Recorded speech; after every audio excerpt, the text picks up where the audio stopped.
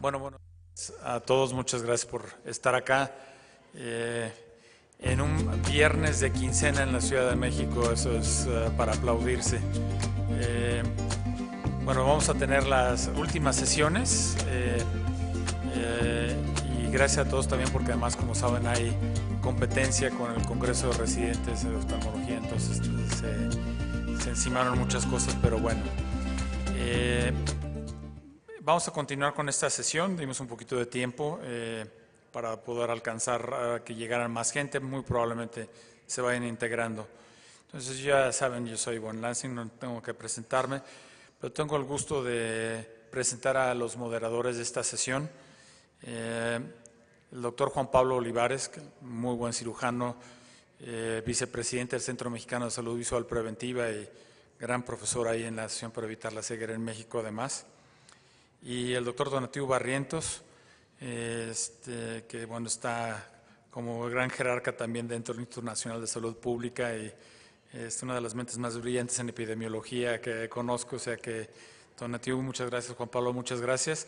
Entonces les cedo la palabra para que se vayan alternando y presenten a nuestros siguientes ponentes. Hay dos charlas que ayer no se presentaron, razones técnicas, pero que ya están disponibles.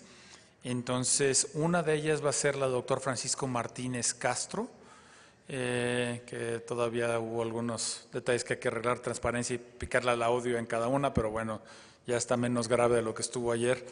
Y la otra es del doctor de Aravind, con los biomarcadores, ¿no? Entonces, cuando las tengamos, yo creo que las dejamos hacia el final de esta sesión para que podamos progresar, ¿no?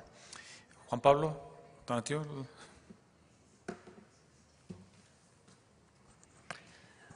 Buenos días a todos. Muchas gracias, Van, por la presentación. Good morning, everybody. Thank you for being here. For those of you who are also online, we appreciate you being up so early with us this morning. Ahora vamos a presentar a la doctora Tunde Petó. Ella es profesora de Queen's University en Belfast, en Irlanda del Norte. Y bueno, después de haber hablado ayer de la epidemiología, la fisiopatología, de la enfermedad diabética en el ojo, el día de hoy nos vamos a ocupar en esta sesión de la mañana principalmente del tratamiento y seguimiento de los pacientes. Y para esto la doctora Petó nos va a hablar de cómo establecer un sistema de salud visual nacional para pacientes con enfermedad ocular diabética. Doctora Petó, adelante, por favor. The floor is yours. Thank you very much. And first of all, I would really like to thank you all for inviting me. It's been an absolute pleasure to be here. I'm going to be taking you through a journey, okay? Just because if you read about the UK National Diabetic Eye Screening Program, it looks that we're doing everything properly, everything is really fine, and we have no problem, never had problems. But that's sort of a bit of a misnomer, and I would really like you to understand how we got started. And I've worked with the Philippines and worked with Africa and worked lots of other countries to get started with the diabetic eye screening program. And I have to say, what I heard yesterday, what I managed to reflect on yesterday, is very, very encouraging for Mexico, because you actually know a lot of the stuff that a lot of other countries don't know. You know what lasers you have, you know where resources are, and you actually have resources. I've just been to one of the Central Asian countries, and they don't have one single working laser in the country, okay?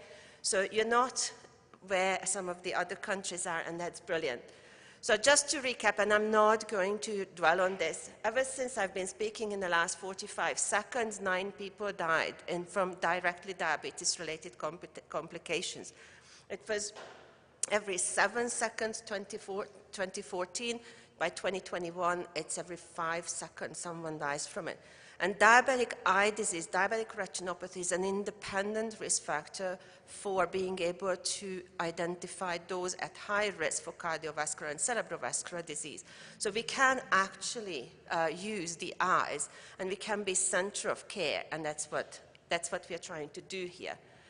As you know, diabetic eye disease is one of the very few eye diseases that are still increasing in number of blindness, but there are a lot of inequalities. Age, gender, and where you live will really determine in a lot of the countries what care you might have. So when you're preparing for a national program, you have to know where your inequalities are. Otherwise, you might not be getting the people that you would like to get. And this is one of my sort of half-favorite slides, and I'm really grateful for the idea of having done it. The two things that really strike me is that even if you interview people, about 1 in 5 eye doctors have never had any education on diabetic eye care. So we have a lot to catch up on, and that's something really truly underappreciated.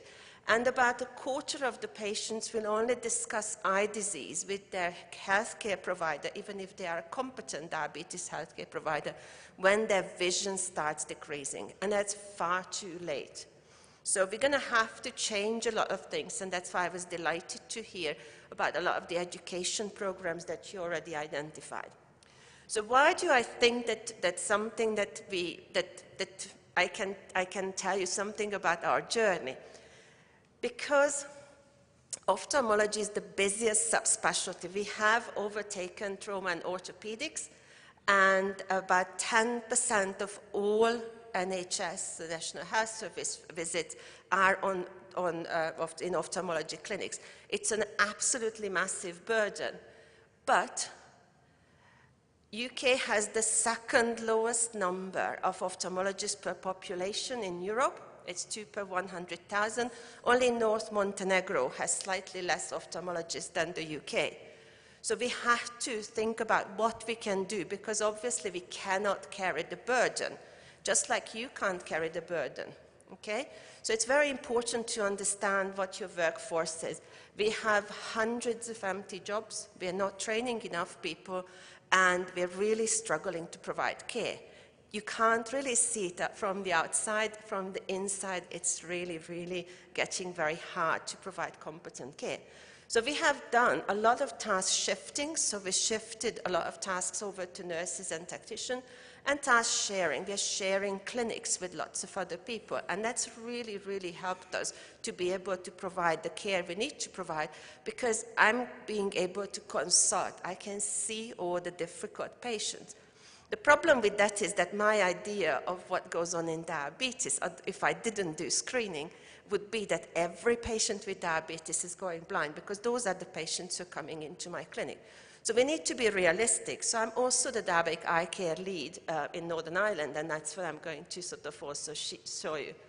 So if you think about diabetes, about a quarter of the cases would be preventable if we had good prevention programs, and there was a lot of good thoughts about that yesterday. And 80% of the NHS spending on diabetes is for preventable complications such as eye disease. So it's a huge burden that we carry. So if we could screen and treat on time, then we would have lots of other opportunities to provide better care for something else. We have moved away from cost saving in the UK, because as soon as you save some money, that gets distributed to someone else. So what I would like to do is I would like to keep my budget, would like to provide better care, but not necessarily save the money, because the number of people with diabetes increases so much that if I get less budget, I can't provide for the 5 to 10% growth for next year. So when we introduced diabetic eye screening in the UK, a national eye screening, I think it was at the right time. And you have to remember that as your country develops, the reasons why people die and what diseases they get changes. So this is just sort of the countries over the epidemiological transition. You know, if you think about this 2016, but principle is very applicable. The sheer fact that the country can start thinking about diabetic eye care and diabetic eye screening means that you have come a long way along this transition, and you're not at the point when the vast majority of your people will die from infectious diseases and maternal and child health. So you have done something very good. And I think we always forget that in order to be able to take care of our patients with diabetes, we have achieved a lot. Diabetes is not a major issue in countries where children die, where there is a lot more infectious diseases. So in order for you to be able to do diabetes care, it means that you are at a point where you have a lot of people dying from non-communicable diseases, where diabetes is an issue.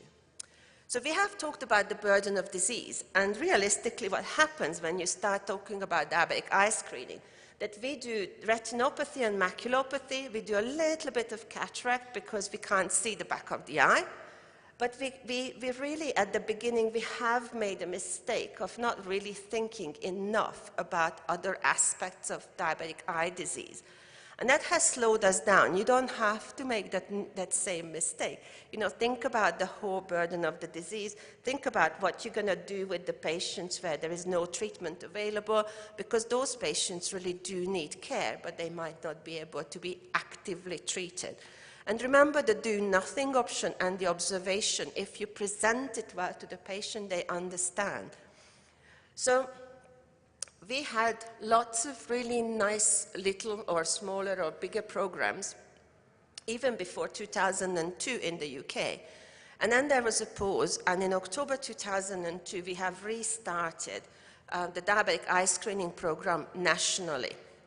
And we actually thought that we were doing slightly better than we were, but because when I was at that point working in East London, which is one of the most deprived areas of the whole of the UK.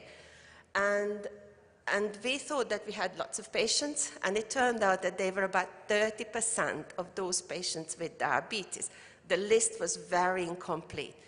It took us 5 or 6 years to achieve the 100%. Okay, so give yourself time. Do as much as you can, but do that really well. And I come back to that point a little later.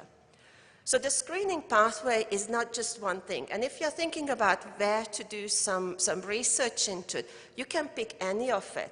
How do you identify the people? Where are your people? You know, that's one issue that has always really been difficult for most countries.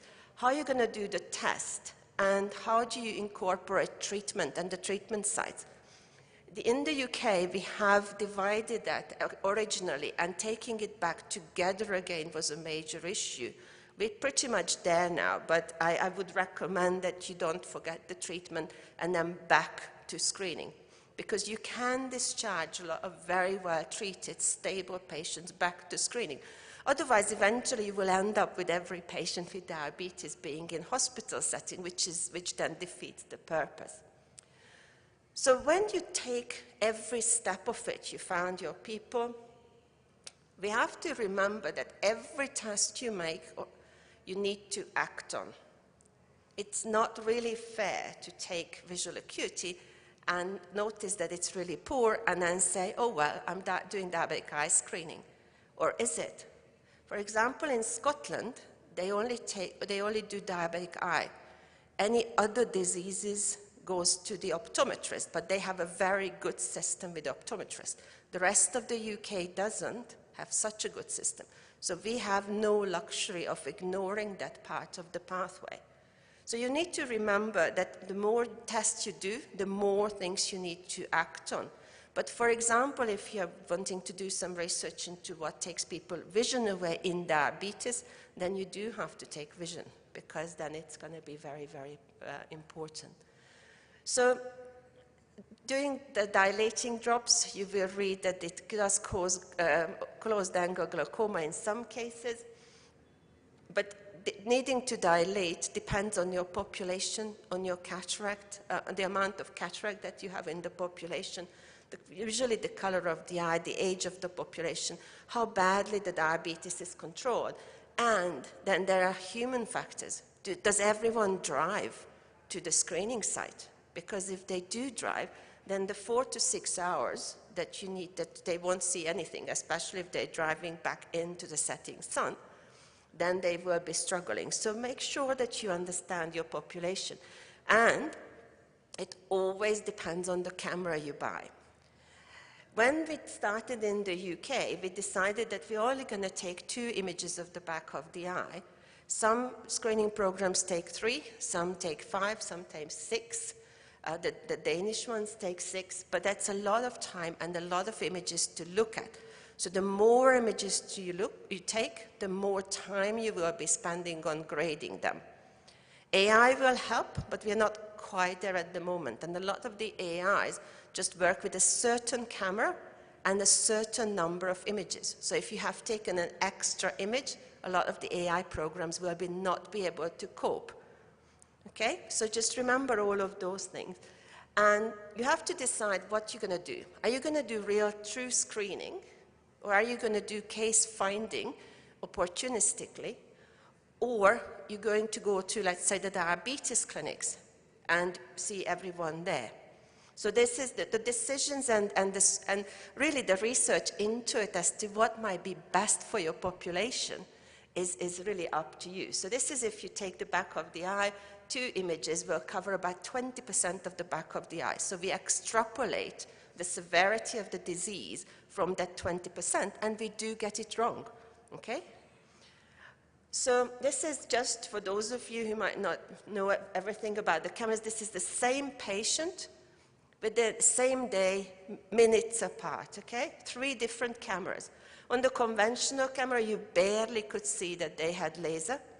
On the Optos, which is a white field with 2 lasers, red and green lasers, you can see that there is really good laser coverage on that eye, but there are still some new vessels.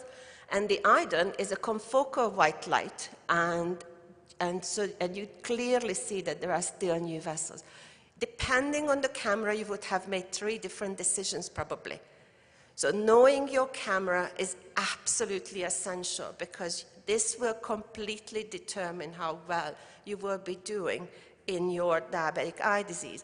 And knowing what camera you should be using depends on your physical activities, in a sense that where your people are.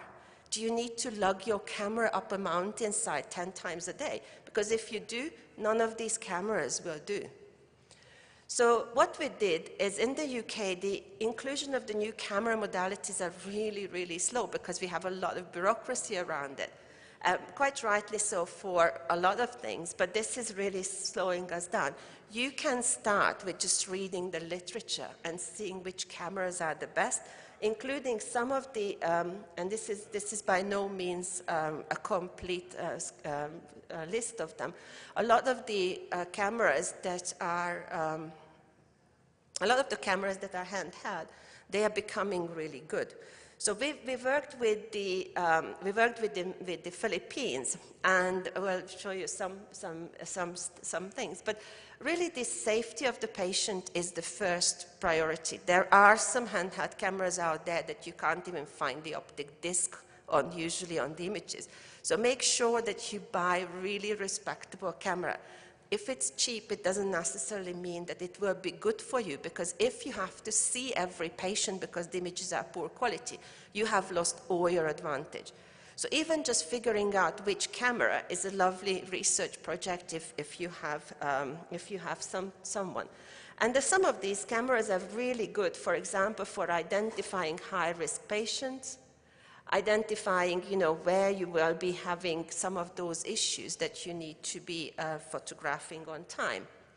And don't forget that, a lot of the patients in prison require really good care, and that's one population that we have been actively engaging with.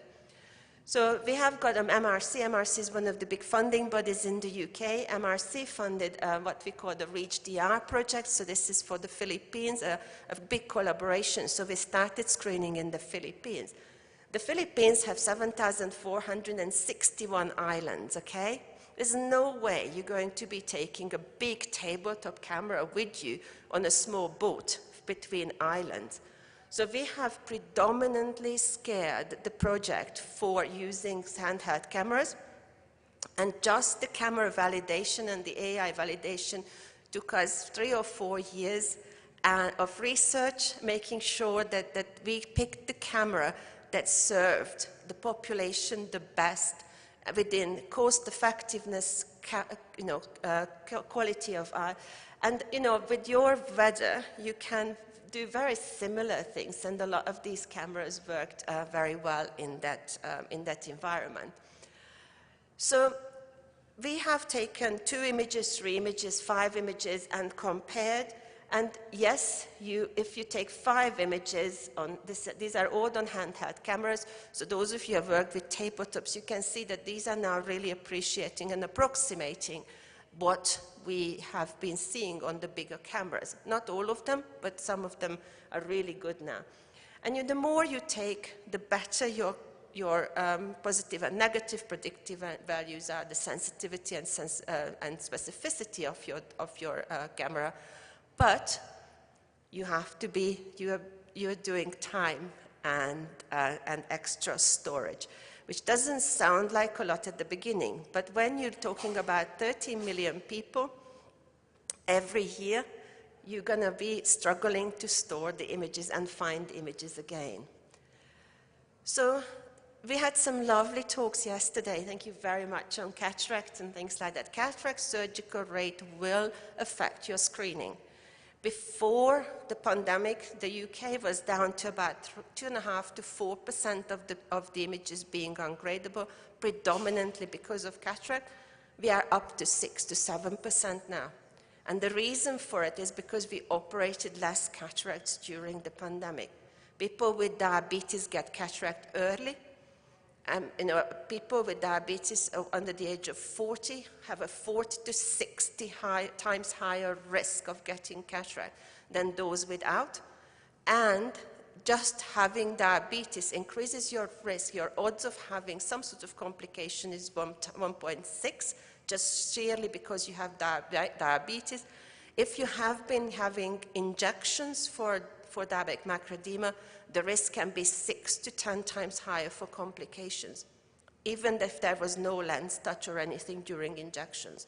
So we have to remember that these patients, and also providing cataract surgery for people with diabetes, is actually not always an easy discussion. So once you have taken the images, you have to do something with them. It's really not nice to take images, and legally, if you have this is like a legal document, okay? So you have photographic evidence that the patient has some disease. You have to act on it. So I was the education training and workforce planning quality lead for the National Eye Screening Program for about deputy lead for 5 years. And we set up a lot of training programs. So we had no people trained in looking at images when we started. We now have a cadre of about 1,800 to 2,000 people whose job is looking at the images. But remember, we started in 2002, and it was a gradual increase and making sure that they grade well. The quality assurance is really, really something that takes a lot of time and effort. And of course, that is also in itself, together with AI, for example, a huge research field that you can undertake. So in a mature program, once you have graded the images, about 10% of the patients are referred for diabetic eye care. But in a program that has started, there is something called the first pass effect.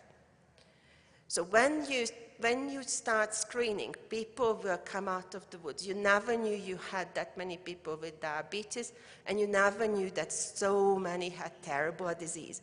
You think you see them now, I'm telling you, you don't. And what we had the first 5 years, we just treated, and that was in the UK. We just treated with laser injections, vitrectomies, and you have to hold your nerve. because it looks awful. It was tiring. It was really hard because everyone was telling us that you said that you're going to decrease the diabetes-related blindness, and you're registering hundreds of patients a month with diabetes. We were, because we started seeing them. People who were out, who were at home, completely gave up. They suddenly started coming. So you have to be prepared. If you don't have a first-pass effect, you should really be thinking, am I seeing the patients I should be seeing? And go back to your protocols. Go back to how you find the patients, where they are. And don't be too harsh on yourself. Diabetes takes time. Diabetic retinopathy takes time to develop. There's absolutely no urgency usually to see most of the patients with maculopathy within a week or two. You will set yourself up for failure if you overthink the referrals. So once the program starts being more and more mature and your first pass effect goes, you will start seeing more and more patients with non-diabetic eye disease. They were there before as well, but you were so busy taking care of diabetes that you might not have had time. In the Republic of Ireland, it's now up to 50% of the referrals that we do is for non-diabetic eye disease, predominantly for age-related macular degeneration, cataracts, some tumors, glaucoma, lots of glaucoma, and this really depends on your legal framework, your commissioners, and how much money you have, how much you can cope with. Because, for example, as I said, in Scotland, they don't refer them because in Scotland they explicitly state that you should be continuing with visits to your optician. And the opticians are very well trained. They're more or less all connected to an eye hospital via link, so it's safe to ignore. In the other parts of the UK, we refer them because we need to, because we don't really have the luxury of not doing so. So you now started to see all patients with diabetes. This might be 5, 10 years down the line, even if you're sort of starting small, regional, and with an overarching national thinking, but making sure that you've sort of covered your population. So you find that suddenly you can't see all of the patients in clinic either, because you're still short. So we are doing a lot of virtual clinics when we take an image, a wide field image and an OCT, and they usually get read by an optician or a nurse. Okay, so we are training now a new cadre of people. This training is very new, okay? We're talking now 20 years down the line. So you need to give yourself time. If you don't make all the mistakes we have made, you're probably going to progress much better and much quicker. But there'll still be time. But so what we do is this is the Optus monocle, so it takes you a wide field image and an OCT. This OCT is not for clinical trials. It's not at the moment at the point where you could replace a Heidelberg with it in a clinical trial. But it tells me if a patient has how thick the retina is, if there is diabetic macular edema. But the problem is that if you do virtual clinics, you haven't discussed the results with the patients. And you lose an opportunity to discuss the diabetes care and the visual problems with them.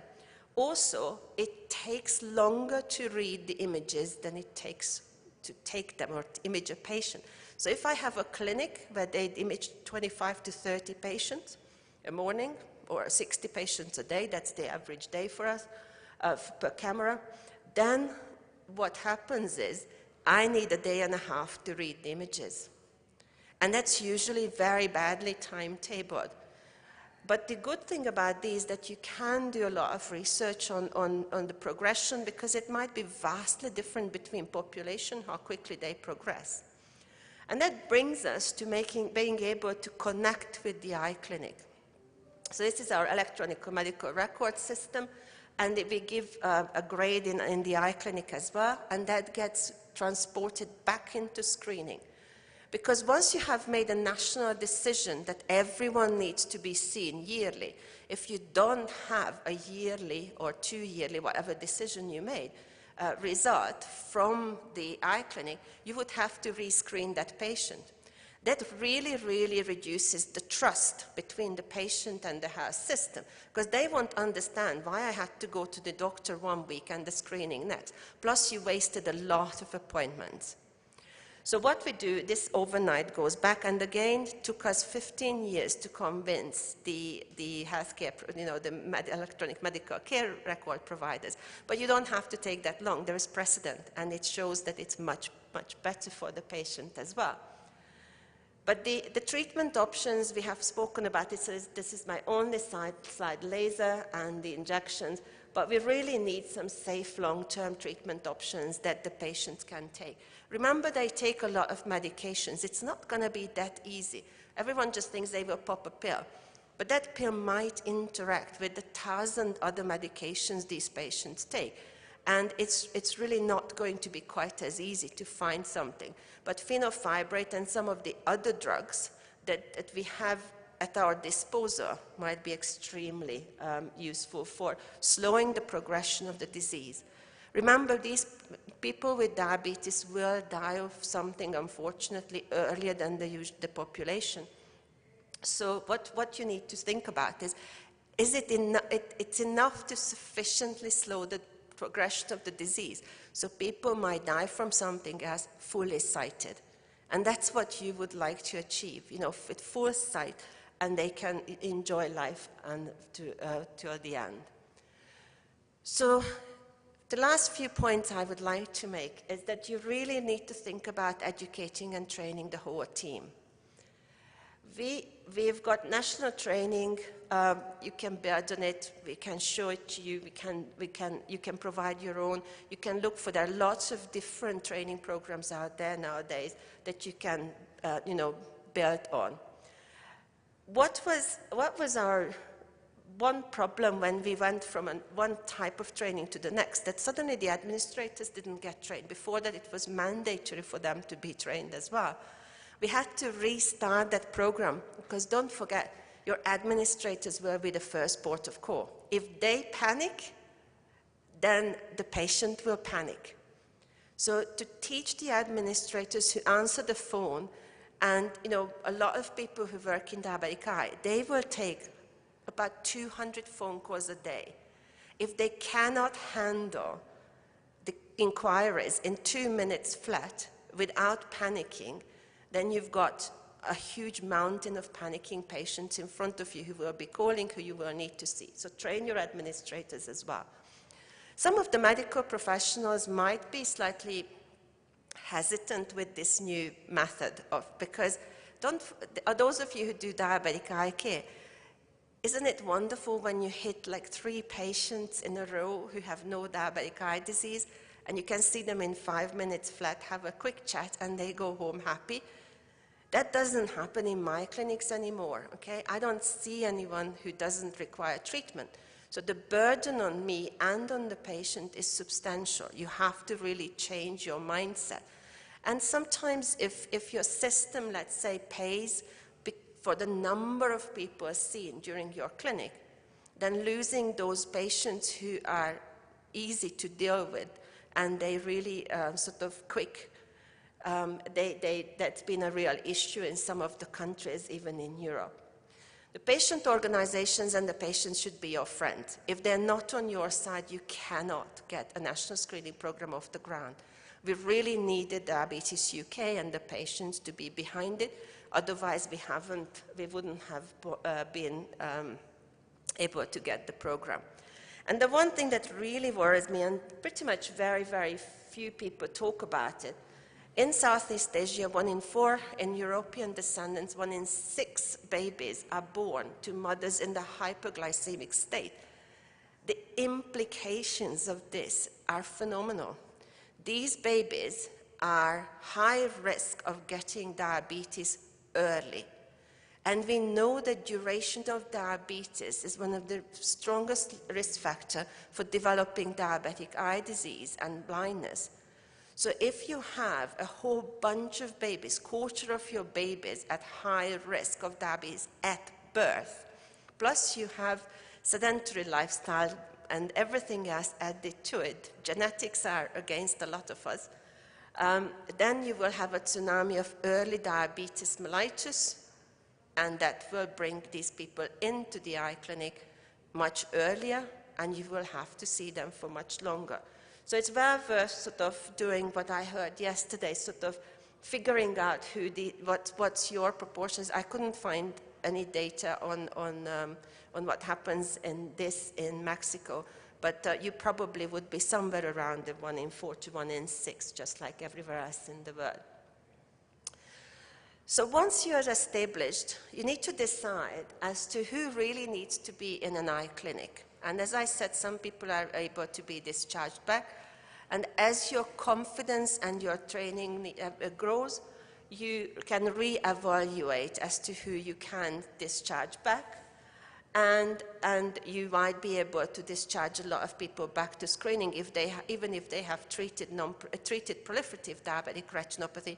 As Dr. Chu showed yesterday, they tend to be okay once you have treated them properly. Unfortunately, I don't know about Mexico, but laser training is getting really quite difficult to do a lot of the time. So treating properly is something that we need to readjust and make sure it happens. We have noted around the world that pharmacists are very undervalued and underutilized resource for a lot of diabetes-related care. Our best campaigns in East London were via the pharmacists, and very, very cheap, just sort of a tiny little piece of paper, and they put it into every single pharmacy little bag that they dispensed. The first 3 went into the rubbish. By the 4th, the patient started to think there must be a reason why these people giving me this slip. By the 5th or the 6th month, they rang the diabetic eye screening program. It cost very, very little, but was very helpful. And together with the World Pharmacist Association, that if I understood it correctly from the online system Mexico is part of, we have developed a pharmacist education on diabetic eye, and that program is available for all pharmacists who in countries that belong to the World Pharmacist Association. I would very highly recommend that you include them in your discussions.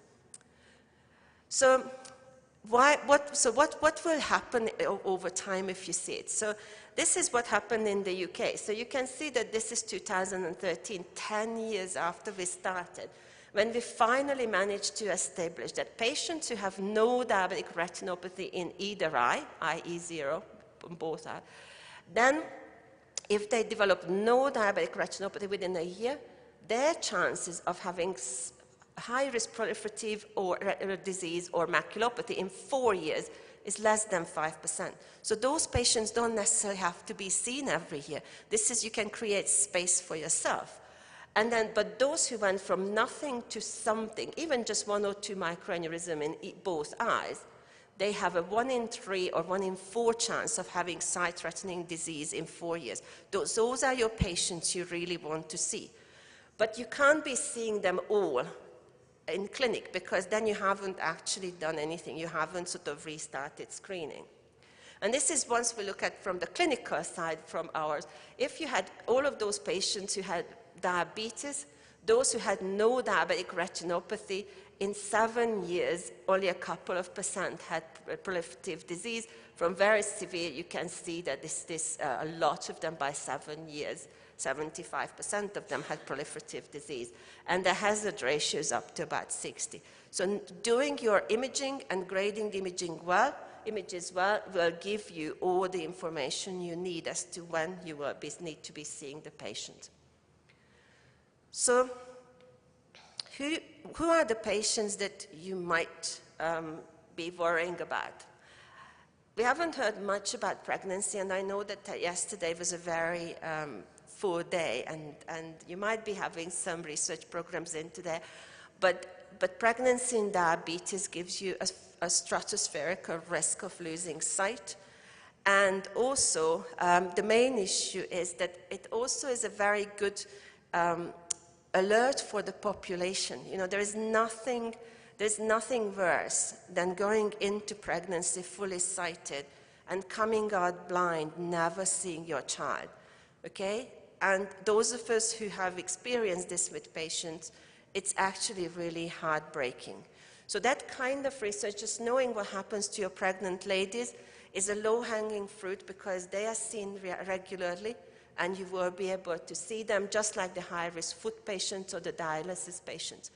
In the UK, 1 in 429 of the general diabetes population has high-risk proliferative disease, and 1 in 4 to 1 in 8 in the dialysis clinic, untreated.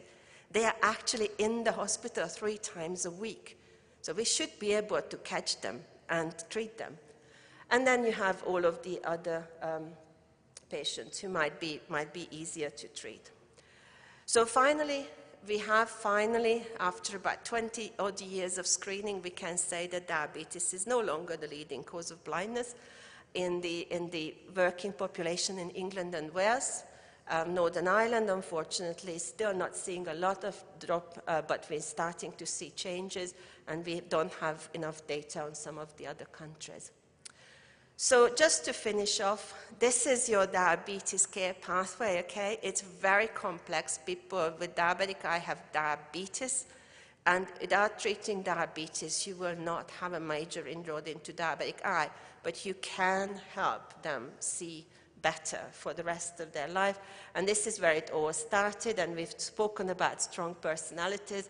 I would have loved to have been there on to see how they came up with the Early House classification, because all of those people were amazing. So, and just to finish off really, we all worried about everything, you know, how did we get the microaneurysm right? Did we get everything right? But this is what our patients are worried about. They're worried about trips and falls. They're worried about what happens on the pavement. They're worried about how they're going to get to clinic. And what you want is your patients with diabetes who have lots and lots of appointments, who are young, who are working age. They can get to work, they can take their children to school, they can see their grandkids, and they are able to contribute to society without fear of trips and falling and losing their sight. Thank you very much for your attention.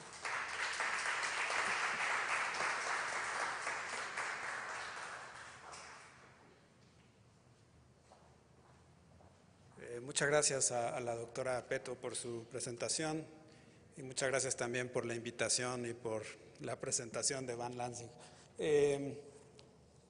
Yo creo que, primero que nada, yo soy Tonatiuh Barrientos del Instituto Nacional de Salud Pública y para mí ha sido un gusto poder compartir con ustedes las sesiones, escuchar las cosas en las que están interesados y la manera en la que están planeando resolver algunos de estos problemas. Lo que veo en general es que hay grandes oportunidades de colaboración entre quienes nos dedicamos a la salud pública y quienes se dedican a la oftalmología con una visión de salud pública. Y desde luego que diabetes es uno de los problemas que nos preocupa más, y quería aprovechar el espacio para hacer un par de precisiones en relación a un par de presentaciones que escuché ayer. Y las precisiones van en términos de la epidemiología de la diabetes en México. Como ustedes saben, el Instituto lleva a cabo la Encuesta Nacional de Salud y Nutrición cada 6 años hasta el año 2018. Pero a partir del año 2020, el Instituto está realizando la encuesta de la misma forma en la que se realiza en los Estados Unidos la encuesta de NHANES. Y eso básicamente significa que ahora estamos generando estimadores a nivel nacional cada año. Y eso nos permite seguir de manera mucho más estricta, mucho más cercana, el desarrollo de los problemas de salud pública de nuestro país, y desde luego que diabetes es uno de ellos. Entonces, solo quería darles algunos números rapidito. En la última encuesta, que es la encuesta de 2020, tenemos 15.7% de las personas adultas en México tienen diabetes. Ahora, ojo, porque de ese 15.7%, lo que tenemos son 2/3 partes que tienen diabetes diagnosticada, es decir, que se saben que viven con diabetes, y tenemos una tercera parte que no está diagnosticada. Entonces, un segundo nada más para pensar lo que eso significa. Eso significa que 3 de cada 10 personas que tienen diabetes no saben que tienen diabetes. Y uno de los problemas que vemos muy graves es que tarda mucho tiempo en que una persona se diagnostique como diabetes. Ayer preguntaban qué pasaba con Chiapas y por qué Chiapas tenía una prevalencia tan baja, ¿no? Teníamos 7%, si no mal recuerdo.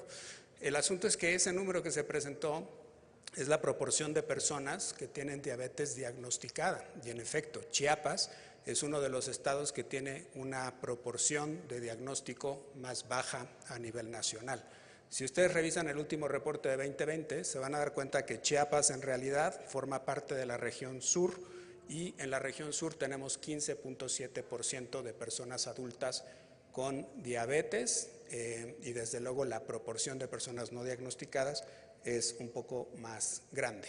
Y luego quería cerrar, digamos, este breve paréntesis epidemiológico diciéndoles que una de las cosas que nos preocupa aún más todavía es que entre las personas que sí están siendo diagnosticadas con diabetes tenemos 60% que no cumple con los criterios de control de acuerdo a hemoglobina glucosilada. Entonces, es un problema gigantesco, explica mucho de lo que estamos viendo en términos de retinopatía diabética, porque desde luego un paciente diabético no controlado pues va a progresar mucho más rápido. Bien, pido una disculpa por haberme tomado estos minutitos, pero creo que eran datos importantes y que podían ser útiles para la discusión. Y quería dejarle aquí una idea a María Julia, porque quizás valdría la pena que en algún momento pronto hagamos una reunioncita para presentarles de manera oficial los resultados de la Encuesta Nacional de Salud y Nutrición, para que ustedes escuchen de diabetes, de obesidad, de hipertensión, de nutrición, que creo que son todos factores de riesgo muy importantes. Entonces, de nuestro lado, encantados de hacer algo así. Muy bien, vamos a tener nuestra siguiente presentación y justamente es una presentación sobre la experiencia de la vida real, sobre el tamizaje y el envío de pacientes que tienen enfermedades relacionadas con la diabetes en un país en desarrollo. Y esta presentación la hará el profesor Natarajan de la Sociedad de Oftalmológica de la India. Adelante.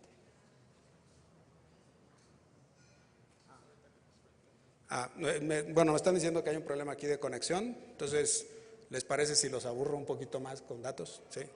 ¿Sí? ¿Súper? Ok, bien. Entonces, ahora que estábamos hablando del asunto del tamizaje y de la manera en la que funcionan los sistemas de referencia y contrarreferencia, si me preguntan a mí, ese es justamente uno de los principales problemas que tenemos dentro del sistema de salud mexicano. El sistema de salud mexicano tiene la base que teóricamente es la atención primaria en salud, que en general está poco capacitado, por ejemplo, para poder atender problemas oftalmológicos. Esto es algo que ustedes saben perfectamente. Pero saben que el problema es mucho más grave, porque no solamente son estos problemas oftalmológicos, vamos a pasar a este, muy bien, sino que en general estamos viendo este problema para todas las enfermedades. Y justamente en el instituto hemos estado trabajando en tratar de construir mejores datos sobre esto que llamamos cascada de atención. Y la cascada de atención es la manera en la cual las personas experimentan un problema de salud y van entrando en contacto con el sistema para su resolución. Y solo para dejarles un dato importante, en el año 2018, esta cascada de atención significaba que por cada 10 personas que tenían una necesidad de salud, fuera la que fuera, 8 personas buscaban atención. Vean que ahí ya perdimos 20%. De esas 8 personas, 7 personas recibían atención, es decir, que había una persona que, a pesar de haber buscado atención, no la recibía. Y agárrense porque esto es lo mejor, 3 personas, solo 3 personas recibían la atención en el sistema de salud público. Eso quiere decir que hay 4 personas que están buscando resolver sus problemas de salud a través del sistema privado. Eso desde luego puede ser bueno para el sistema privado, pero desde el punto de vista de la atención de un país es verdaderamente preocupante. Bueno, lo voy a cerrar aquí porque ya me dijeron que vamos a pasar a la presentación del doctor Marlon Rafael García Roa sobre la experiencia de utilización de inteligencia artificial en el diagnóstico y tratamiento de retinopatía diabética. Adelante, doctor.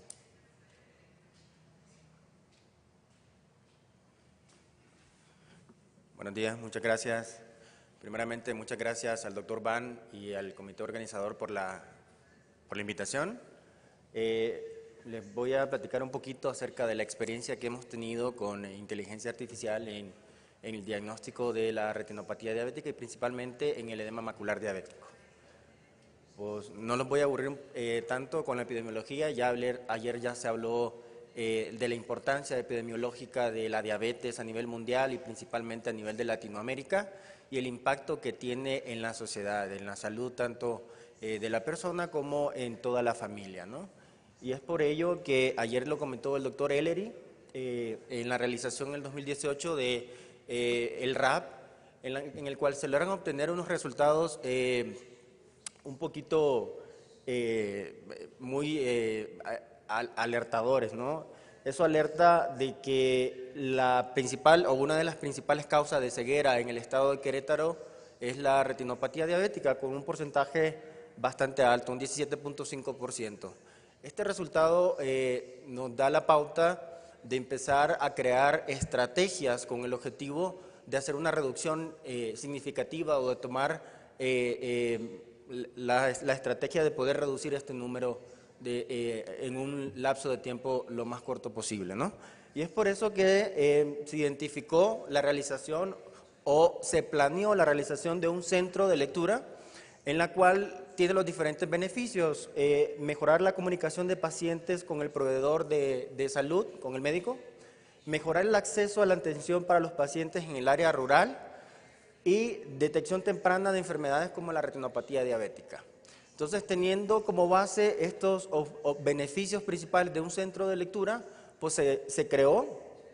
Actualmente se sabe que las principales razones para la cual se realiza una teleconsulta son principalmente emergencias, controles postquirúrgicos, detección de retinopatía diabética o detección de otras enfermedades comunes como la degeneración macular relacionada a la edad, el glaucoma, y también para soporte emocional y prescripción de algunos medicamentos.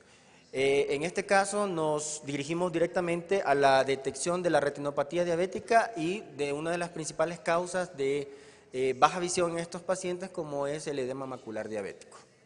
Entonces nos basamos principalmente en el centro de lectura en telemedicina asincrónica, que hasta el momento, hablamos de previo a la pandemia, era la principal, o por decir la más frecuente tipo de telemedicina utilizada a nivel mundial, en la cual existe una interacción electrónica de datos de consulta médica, ya sea fotos, datos, imágenes en las cuales se pueden realizar un diagnóstico y de forma tardía dar un reporte, ¿no?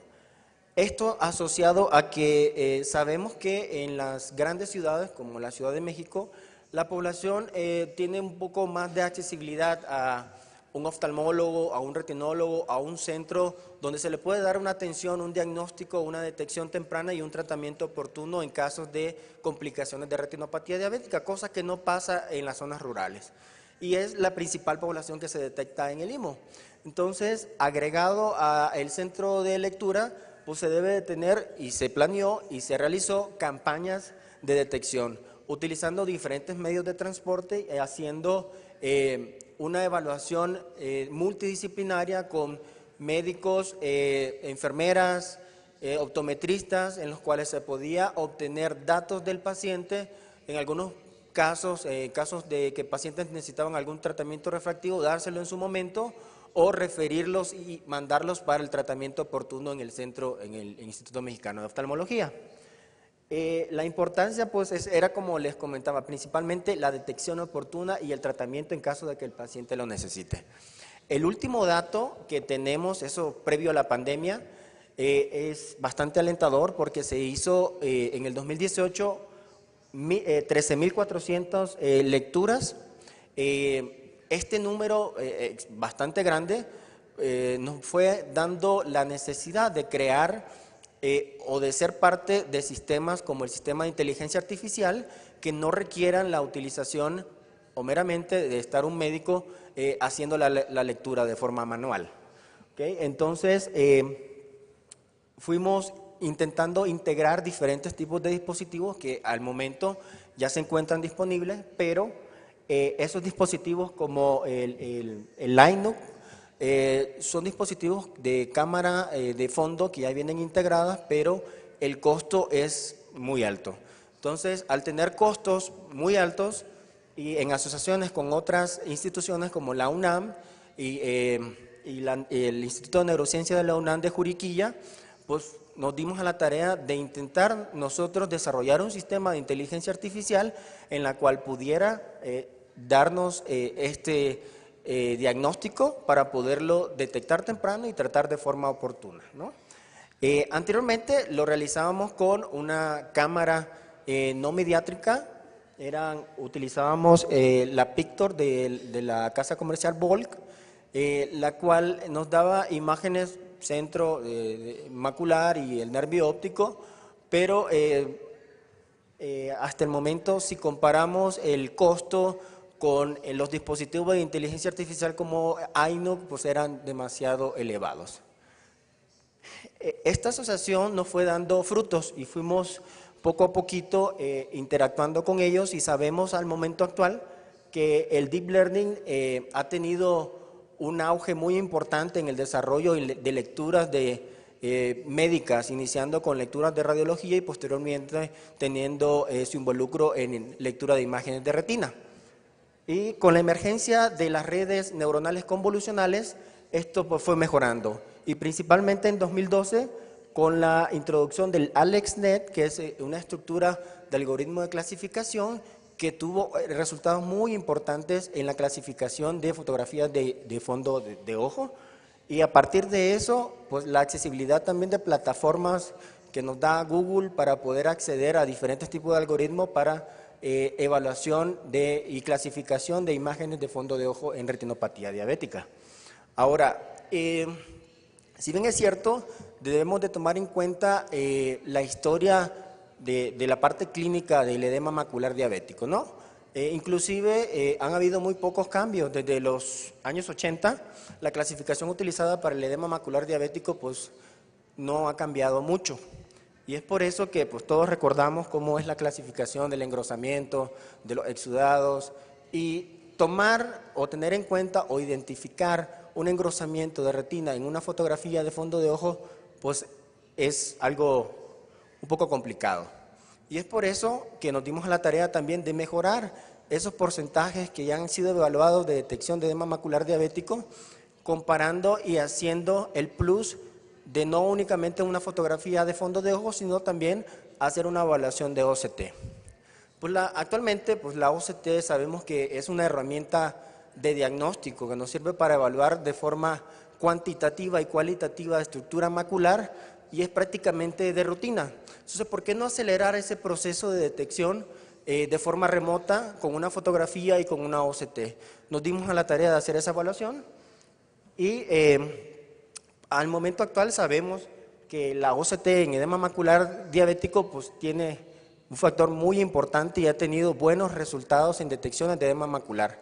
Pero nos dimos a la tarea de hacer un poquito más, ¿no? Y no únicamente decir, ¿tiene edema o no tiene edema?, sino que hacer una evaluación cuantitativa y cualitativa basándonos en una propuesta de clasificación que se creó en el 2020 por un grupo de expertos en Europa, el doctor Panoso y colaboradores, en la cual le hacen la evaluación de 7 parámetros cuantitativos, aparte de la evaluación de volumen y de grosor de 1, 3 y 6 milímetros centrales, evaluando quistes, interfase vitreoretiniana, alteraciones de capas externas de la retina, presencia de líquido subretiniano, focos hiporreflectivos en capas internas de la retina, y poco a poquito hemos venido haciendo esa evaluación y teniendo los siguientes resultados. Esa evaluación se hace iniciamos de forma manual. Recordemos que las redes neuronales convolucionales van creando esos algoritmos que ya están establecidos, se van creando y se le va enseñando a la inteligencia, ¿no? Y esa fase de entrenamiento pues actualmente la llevamos con un promedio aproximado de 1.300 fotos y vamos poco a poquito agregando cada vez más pacientes, evaluando la presencia de quistes, no únicamente su presencia, sino también las dimensiones, el tamaño y el lugar donde se encuentran, también la presencia o no de líquido subretiniano, que como sabemos, todas estas estructuras o evaluación de estructuras ya se están determinados porque son biomarcadores no solamente de pronóstico de visión, sino también de mal pronóstico visual, o inclusive nos pueden dirigir hacia un tratamiento terapéutico en caso de afecciones de capas externas de la retina, o en pacientes como son nuestros casos, que pacientes de bajo escaso recurso económico puedan tener la opción de no tratarse en caso de clasificación de maculopatía atrófica. Entonces, se hace la evaluación de todas las estructuras que anteriormente le mencioné y poco a poquito se va tomando una clasificación. Cada una de las estructuras evaluadas tienen un número, tienen un parámetro identificado y al final ese parámetro se conjunta para poderlos definir en edema macular leve, avanzado, severo o atrófico. El tipo de red, el tipo de algoritmo que se ha utilizado, ya sabemos que los principales son estos 4, pero ocupamos el OpticNet porque es el algoritmo que nos dio mejor resultado con una cantidad de fotos, la menor cantidad de fotos con un resultado lo más cercano al 90%.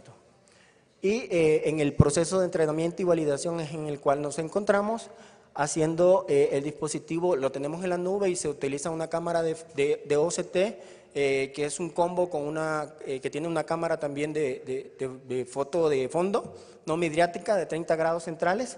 Se hace la introducción de los datos del paciente, se hace la toma. Recordemos también de que lo que intentamos no solo es identificar que existe o no el edema. Muchas veces en un solo corte horizontal podemos no detectar un edema macular y necesitamos más cortes. Entonces lo que hacemos es una evaluación de 2 cortes, uno vertical y el otro horizontal, para hacer una mejor evaluación del cuadro central macular. Se hace la toma y posteriormente se extraen de la plataforma para luego a través de la nube, entrando a nuestra red de usuarios, se colocan los datos del paciente, antecedentes clínicos, personales, no patológicos y patológicos, y posteriormente la introducción. Ahí podemos tener 3 opciones, únicamente subir datos y correr la inteligencia, o correr ambos, hacer nosotros la lectura para ir nosotros en el momento tomando en cuenta la predicción de la inteligencia artificial y la lectura de forma manual para hacer el proceso de evolución y de enseñanza a la inteligencia artificial. Acá podemos ver cómo hacemos la toma, los parámetros, cómo lo vamos introduciendo y cómo tenemos los resultados al final de la predicción por inteligencia y la clasificación médica. Al momento actual hemos tenido los mejores resultados en volumen macular, líquido subretiniano, drill, engrosamiento, y los menores en quistes y en zonas elipsoidal. Recordemos que la evaluación de capas externas de la retina es prácticamente la más difícil, porque necesitamos fotos o la OCT de mejor calidad para poder hacer una evaluación de estas capas. Por su atención, muchas gracias.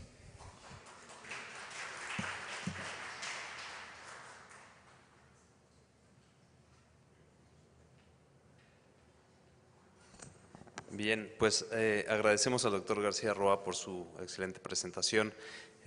Como ya hemos visto esta mañana, pues existen diferentes áreas de oportunidad para poder hacer programas de detección de tamizaje oportuno para pacientes con diabetes en México. Y bueno, claramente, como decía el doctor Tonatiu, el sistema de salud mexicano es muy particular en cuanto a la proporción de pacientes que se atienden en el medio privado, y definitivamente la colaboración es el medio que debemos de seguir para poder lograr los objetivos.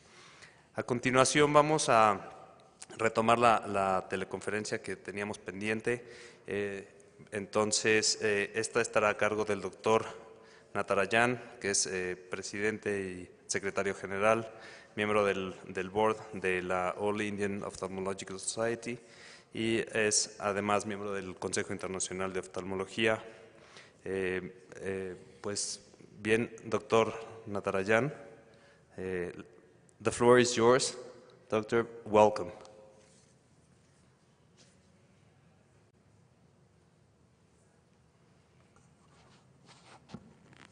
John, can you hear me? Yes, we can.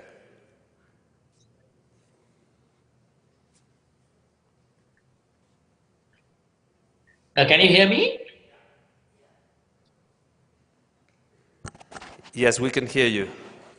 Oh, thank you. So, thank you very much for having me. Thanks to Van Lansing, Dr. John Prakash, for having me there to discuss in the today's meeting, the important meeting. And we are actually going to have a real life experience screening diabetic eye disorders in the developing countries, particularly India. And we have seen in the previous presentations that diabetes is now the epidemic of the 21st century. And diabetic retinopathy is a major cause of blindness in the working middle-aged adult population and fifth cause of blindness globally. And the IDF, we saw all the statistics, and unfortunately, we have the total number of people with diabetes is going to rise to 643 million by 2030 and 783 million by 2045. And the problem, conventionally, retinopathy is done by fundus examination by ophthalmologist using conventional fundus camera or by fundus examination or optometrist or trained eye technician. And the primary issue in India is one ophthalmologist per 100,000 population, which is published in Indian Journal of Ophthalmology. And in our health system, 70% of Indian population resides in rural area or in urban slum. And there is low awareness or ignorance of diabetic retinopathy and its blindness, which can be caused. And thirdly, follow-ups required for years together. And the main problem is the internet may be unreliable, deficit in supply of electricity in many areas, shortage of trained medical staff for operating conventional retina cameras, portability of conventional retina cameras. And the solution, these issues can be solved using computer machine learning or AI. We saw several presentations till now for analysis of retinal images in people with diabetes, thus solving at least some part of the problem. This is again a part of the publication by the All India Institute and Indian Journal of Ophthalmology. So this definition I like. Artificial intelligence, the way forward. Intelligence is the capacity to analyze, think, make a decision, and categorize. And artificial intelligence involves formulating a specially made algorithm according to our needs to develop this capacity and include it in an electronic device like mobile phones. And problem of the AI system, integration of the role of the AI system is integration of retinal photography, AI-based grading and diagnosis system for referable diabetic retinopathy, performs the following procedure fully automatically, identifies retina features, classifies retina image quality, classifies the existence and severity of disease based on deep learning technology. The way to go, we have made a dictum in India, screen, diagnose, and treat. So don't screen and diagnose and leave it. You have to screen, diagnose, and treat. So unity is strength. We need more working hands, and we have to make use of minimally trained staff, and we all arm them with AI to bridge this gap.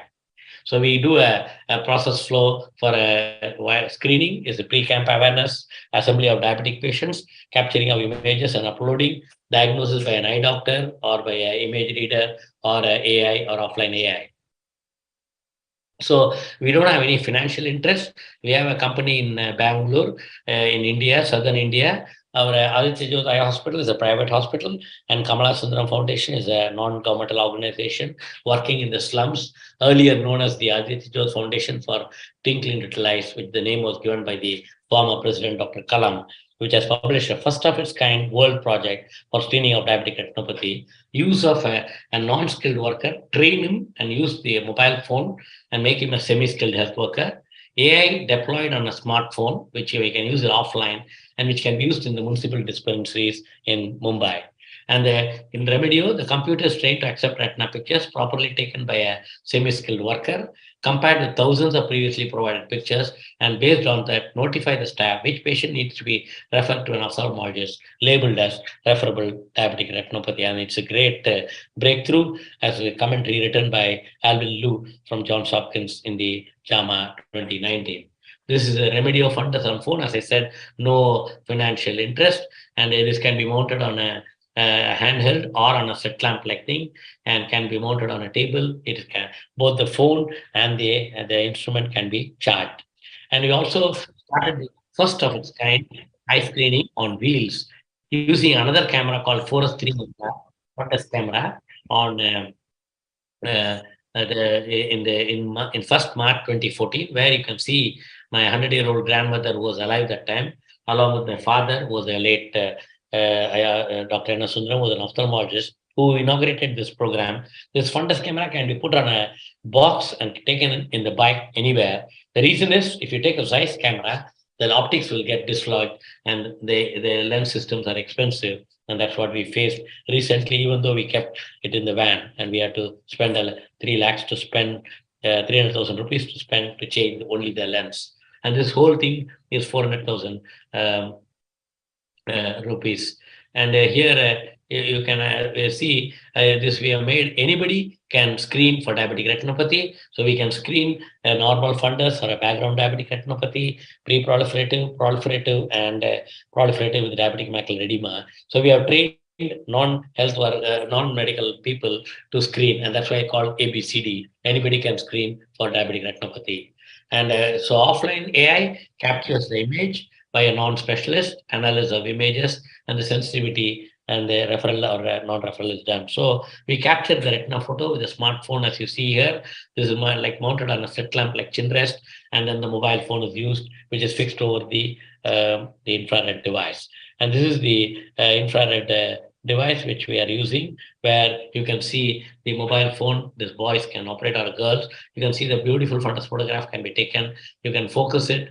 And this is actually made in Bangalore. There's a software called Meteos, which is there in the mobile itself. So you can see this is the Meteos software. When you apply that, it will say that the image, the blue marks will indicate the discoloration or the color of the retina, and then picks up the diabetic retinopathy, and then will classify referable or not. And you can see the confidence 99%. That means the photograph taken is proper, and you can use it for offline AI, and then say referable or non-referable. And you can see the non-proliferative diabetic retinopathy or a fundus on phone compared with the Zeiss pictures, and almost comparable. The slight color change, but we will not miss any finding. And here the AI picks up the mild, non-proliferative, moderate, severe, and also with a PDR with CSME using the offline AI. The blue thing picks up the abnormal color part of the retina, and then the stored images is compared, and then you can the offline AI will tell you referable and non-referable. And so this is a link between medically underserved area and tertiary healthcare service. When the field level, diabetic retinal the screening with smartphone based on retina camera, automated upload of images at the central server, so the ophthalmologist or the other department can analyze the images, diagnosis and advice regarding further management. So something like a teleophthalmology can be done. So I call this as a stop blindness program. In Hindi, we call it JOT Se Jot Jalao. STOP stands for Screening Through Teleophthalmology for Prevention of Diabetic Blindness, which I started as an All India Ophthalmic Society president in 2019, and this is going on even now. And then we also clubbed with the International Advertising Association, and is there in the YouTube, where a 40-second video is made. You can see the international tennis player Andre Agassi and Vijay Amritraj who released it. We made a competition for making a public interest diabetic retinopathy video. And then we also did a community diabetic retinopathy screening using fundus on phone on the Republic Day in 2019, 26 January, with a mega diabetic retinopathy scam in Dharavi, which is there where the movie the Slumdog Millionaire was taken, using 30 fundus on phone device organized by our foundation along with another NGO, Roti Bank, where we gave free diabetic food, and we came in the Guinness record of screening the highest number of 649 diabetic patients, and 53 were diagnosed with diabetic retinopathy, and they were treated free. This is the certification of the Guinness World Record of the most diabetic eye screening in 8 hours. And we did the first use of offline AI in prediction of diabetic retinopathy using a fundus on phone camera. So we had a research question. Is AI reliable to pick up those in need for seeing an ophthalmologist? And this is the result. The sensitivity and specificity of AI in detecting diabetic retinopathy was 100% and 88.4% respectively, compared to ophthalmologist grading and no false negative. And the sensitivity and specificity of the offline AI in detecting any diabetic retinopathy was 85.2 and 92% respectively, compared to ophthalmologist grading. An ophthalmologist found 15 patients with referable diabetic retinopathy, and AI also marked these patients as referable cases for diabetic retinopathy. Hence, reliability of AI for screening population for diabetic retinopathy in need of ophthalmic checkup by an eye doctor is 100%. and this was published in JAMA Ophthalmology as the top 5 articles in 2019, diagnostic accuracy of community-based diabetic retinopathy screening with an offline artificial AI on a smartphone, and where this commentary was given by Professor Alvin Liu of Johns Hopkins. And this again, we increased the number of patients and published in Indian Journal of Ophthalmology. And also the conclusion which says that the study was a community-based study for screening how many patients need to be referred. And we had the sensitivity and specificity of 189.55% respectively. And we also have a full-time diabetologist in the foundation as well as in the our hospital, and also we are doing work with the Case Western University on identifying diabetic retinopathy awareness and association with multiple comorbidities, and we call it as a diamond study. And advantages of using offline AI, which is the first in the world, is early referable diabetic retinopathy, greater awareness about diabetes, its effects and importance of regular follow-up, greater chair time by the eye doctor to the referred diabetic retinopathy patient, timely medical surgical intervention to prevent loss of vision, more job opportunities, more working hands, and making a non-skilled worker into make a skill development of less educated. And in India, I believe age between 30 to 40 are getting diabetes because of stress or bad diet. We can detect diabetes early by doing diabetes testing, HbA1c, and teach them oral anti-diabetic treatment, diet, and exercise so that we can prevent the complications, and also teach them all the 5 complications of neuropathy, the brain, heart, kidney, and also the good. So with this in mind, I have a dream. Our president said we can have a dream and made this foundation, Sundaram Natarajan Blind Free India Foundation, to make India blind free and eliminate diabetic ailment of diabetic retinopathy. And the objectives are work on advanced and specialized need. And we have about 647,000 villages in India, and we hope to screen all of them between the age of 30 to 40 and make sure that we make everybody aware of the diabetic complication. And Stephen Hawking said, AI is likely to be the best or worst things to happen to humanity. It is up to us which one it's going to be. And I thank my team, Dr. Jaydeep, Afroz, Samir, and Dr. Rohan Jain for making this presentation. And we can make India free of the burden of diabetic blindness, and teleophthalmology can show us the way. And I can reach every village via teleophthalmology and offline or online AI. Thank you very much.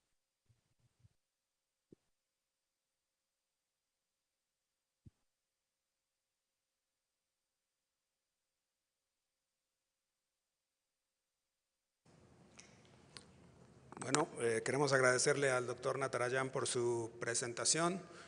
Vamos a terminar esta sesión en este momento. Tenemos un par de presentaciones pendientes que se van a proyectar un poco más tarde, pero bueno, me parece que muy interesantes las presentaciones de este segmento, y en particular una cosa que hay que empezar a pensar es cómo resolver, digamos, toda la estructura de funcionamiento del sistema de salud para poder atender de forma adecuada y a tiempo, oportuna, todas esta tsunami que que estamos experimentando, pero que además vamos a seguir experimentando conforme la población mexicana envejezca. Y creo que para mí lo más importante de todo esto es entender que todas y todos ustedes sentados aquí, oftalmólogos, algunos de ustedes son especialistas, otros son altos especialistas, otros son altísimos especialistas, pero lo que me queda muy claro es que cada segundo, cada minuto de su tiempo tiene que estar dirigido a la resolución de problemas de niveles de complejidad que son cada vez más altos. Y creo que el reto es justamente ver de qué manera se puede integrar al resto del personal de salud para poder apoyar, para poder reducir el tiempo que ustedes están dedicando a la atención de pacientes, de manera que dejemos, digamos, cada uno de estos niveles de atención y cada uno de estos niveles de complejidad en un personal que tiene un nivel de entrenamiento distinto. Entonces, bueno, hay mucho que pensar, mucho que discutir. Yo creo que lo podemos dejar aquí y le doy la palabra al doctor Van Lansing. Muchas gracias.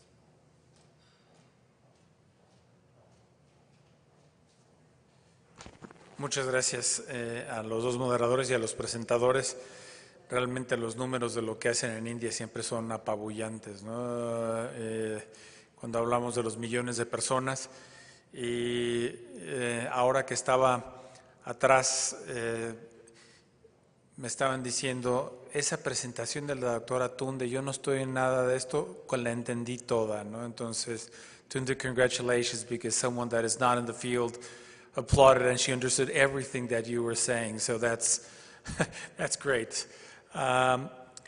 Entonces, no hay receso, vamos medio colgados en el tiempo por obviedad de razones. Entonces, si quieren 2-3 minutitos pararse al baño, lo que quieran, tomar café o lo que sea, y regresamos para la siguiente sesión.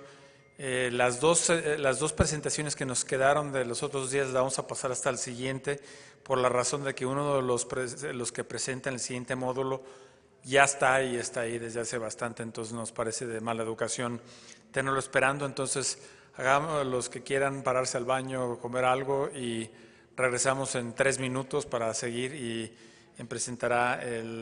moderará el doctor John Guillen Prakash. Es que muchas gracias a todos.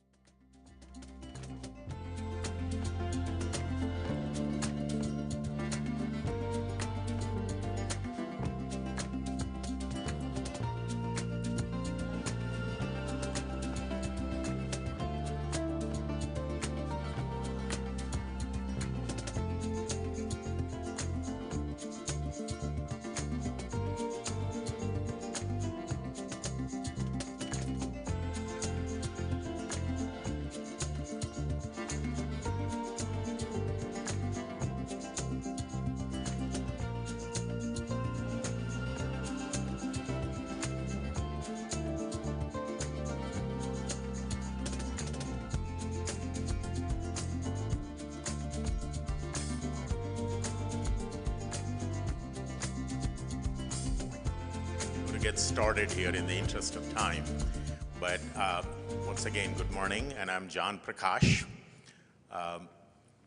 So since yesterday, we have actually heard some really very exciting talks and program. We started with Dr. Serge Reznikov, and Dr. Reznikov gave us a global, worldwide perspective, what the big issues were, and how we are in this all together.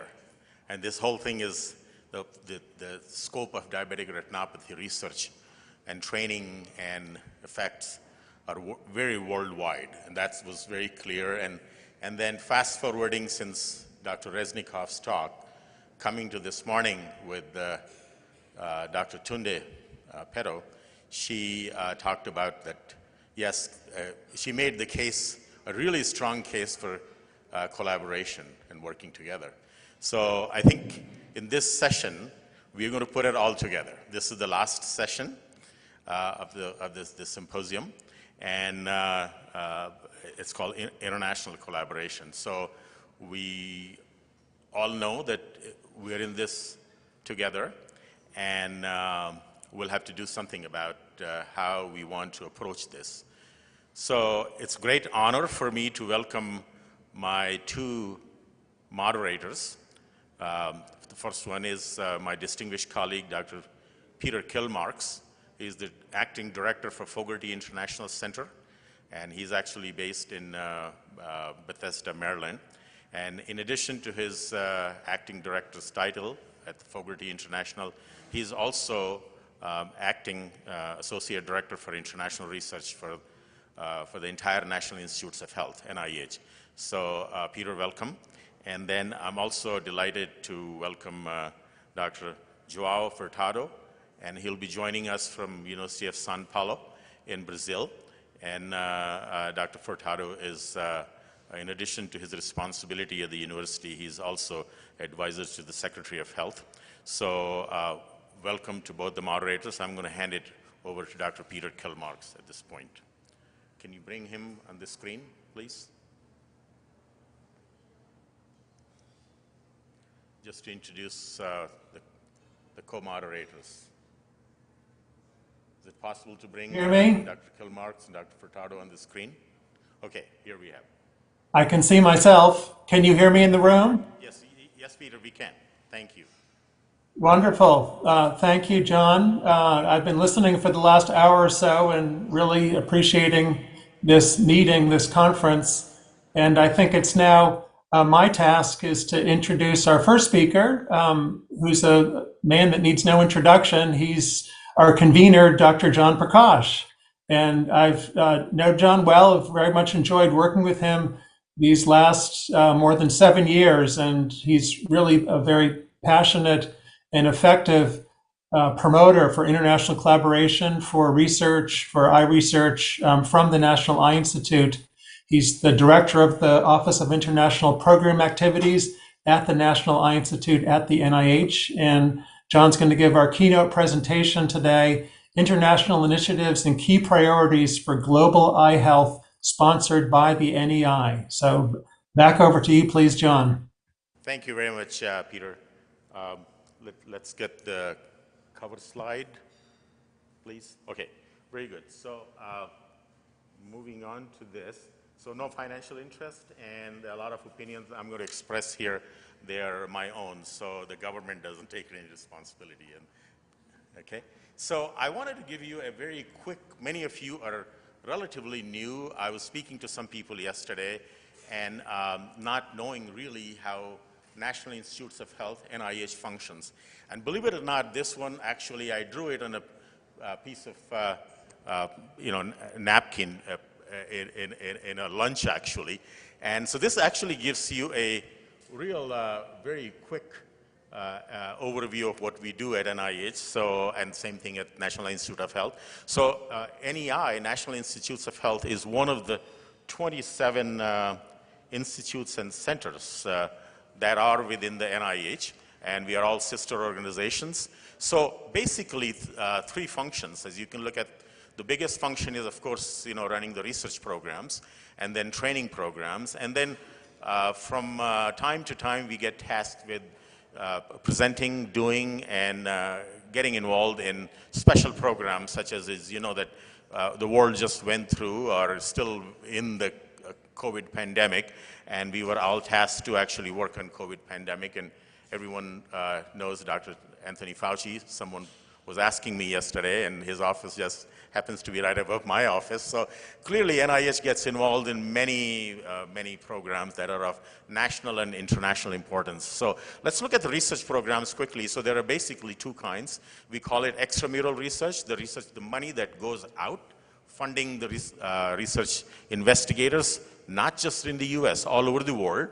And that's about close to about 80-85% of our research budget, which is in the tune of about $45 billion a year. And then intramural research, the research that we conduct within our own laboratories at the NIH campus. So the next thing is the training program. We are one of the largest training mentoring facility in pretty much from every level, from post-baccalaureate to all the way to fellows and staff scientists and training visiting scientists from all over the world. So, and these are again long-term training and short-term training. And so clearly there are a lot of research opportunities, training opportunities at NIH. And one of the things that I like to point out in this slide is anyone from any country, literally. This is one of the very unique things about NIH, can really apply for, if you have a bright idea, you can apply for NIH programs. So quickly moving on so now to National Eye Institute, as you heard yesterday, Dr. Michael Chang, who is the director of National Eye Institute, presented the NEI strategic plan that was just introduced about a year and a half ago. And we did an international launch of this program, which this strategic plan about a year ago in a digital summit.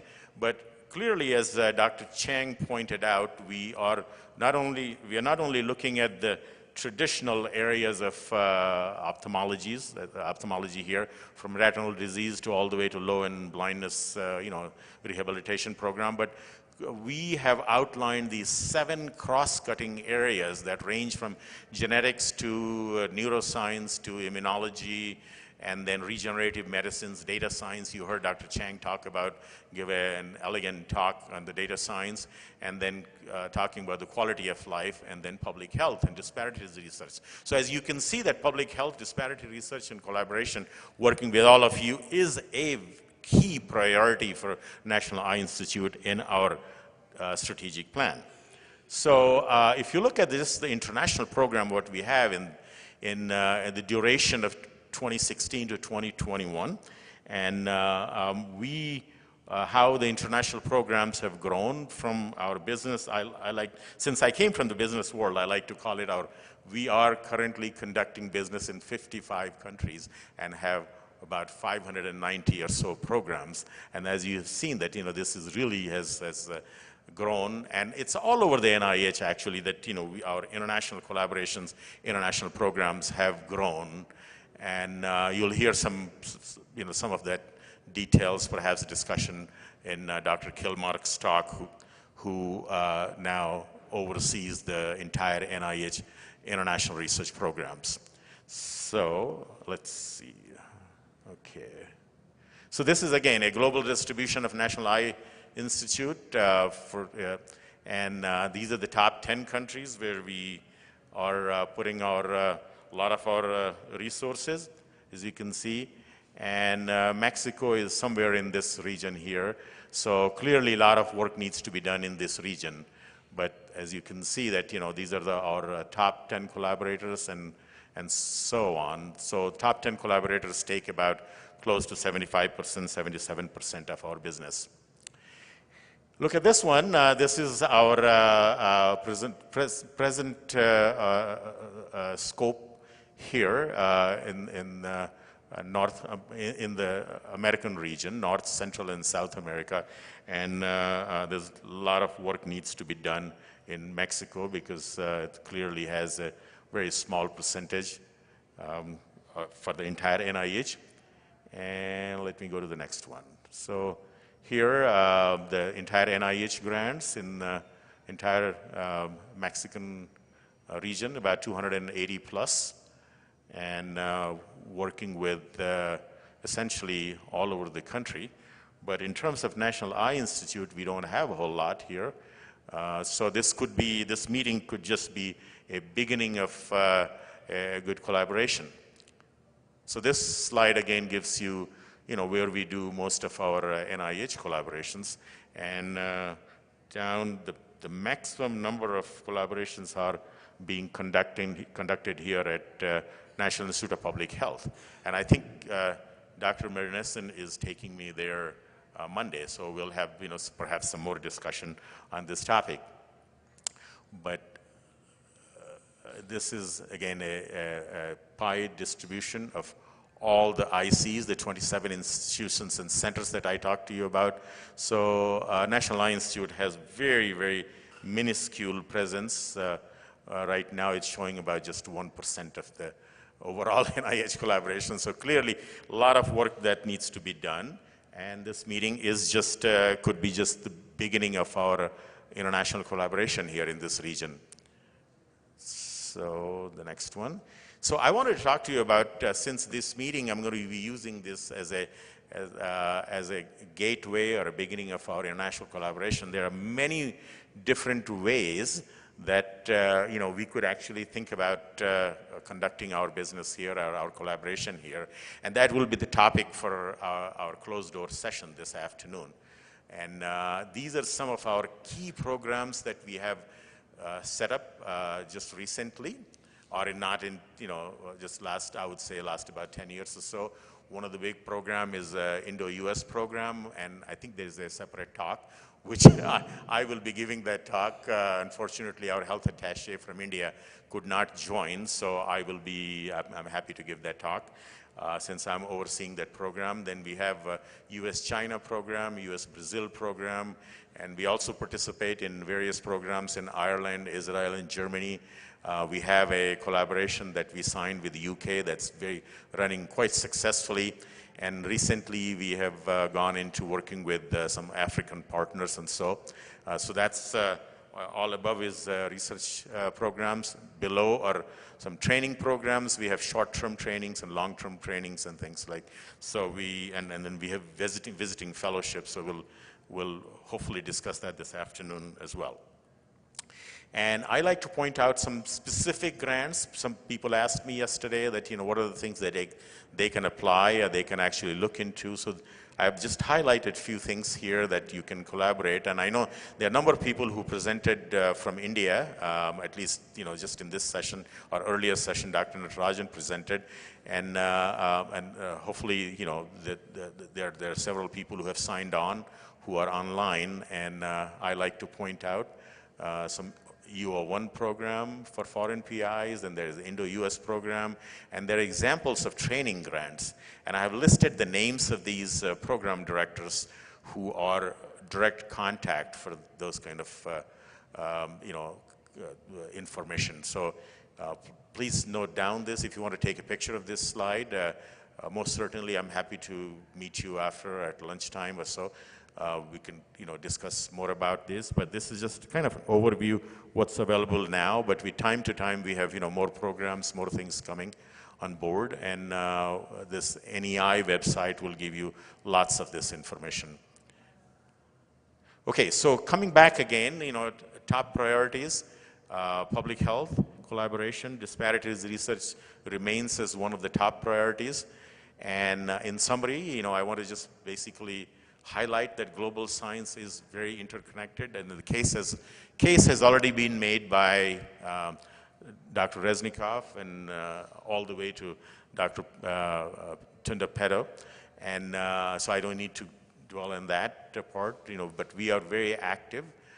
We support the entire research continuum, everything from basic discovery to translation to clinical trials and everything in between. We are very actively, as you can see, seeking and supporting international collaboration opportunities. We support the US domestic grantees, and there are a few here, right, sitting. I'm looking at Dr. Rohit Verma, of course, so we support our US grantees to expand their international collaborations. And there are many US training grants that are available for US and foreign scientists. And I believe Dr. Kilmarks will talk about a little bit of some of those training opportunities through Fogarty International. And there are many scientists who are here in this room, as well as online who were trained at either at Fogarty or at NEI directly. So they could serve as mentors to the next generation. And in addition to scientific opportunities, as you can see that we have also have collaborations with the governments directly through companies, NGOs, and so on. So there are all kinds of partnering opportunities that are available. So the bottom line is that anyone from any country around the world can apply for NIH R01 grant. If you have brilliant idea, we welcome your ideas and, to work with us. And we look forward to new opportunities, new collaborative opportunities. So thank you so much. I'd like to thank some of my team members at the Office of Director, Dr. Hongmin Song and Michael Cheatham for providing some of the data and information. So I'm going to stop here for this talk, and perhaps we'll hand it over to our co-moderators. Thank you.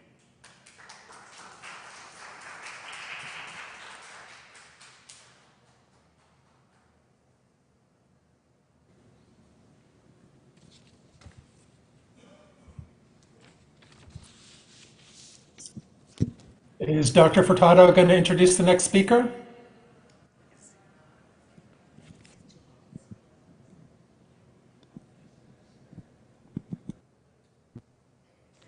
Okay, he is here.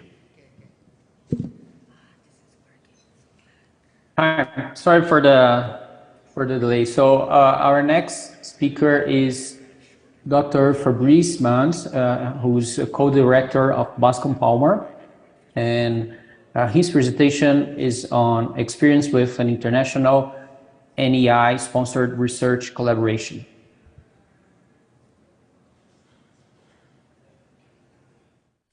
Good afternoon. I would like to start by thanking the workshop organizers for the invitation to participate in this workshop. In this talk, I will share some of the lessons that we learned while leading an NIH-funded project with a foreign component. This is a personal perspective based on our own experience. We have no interest to disclose.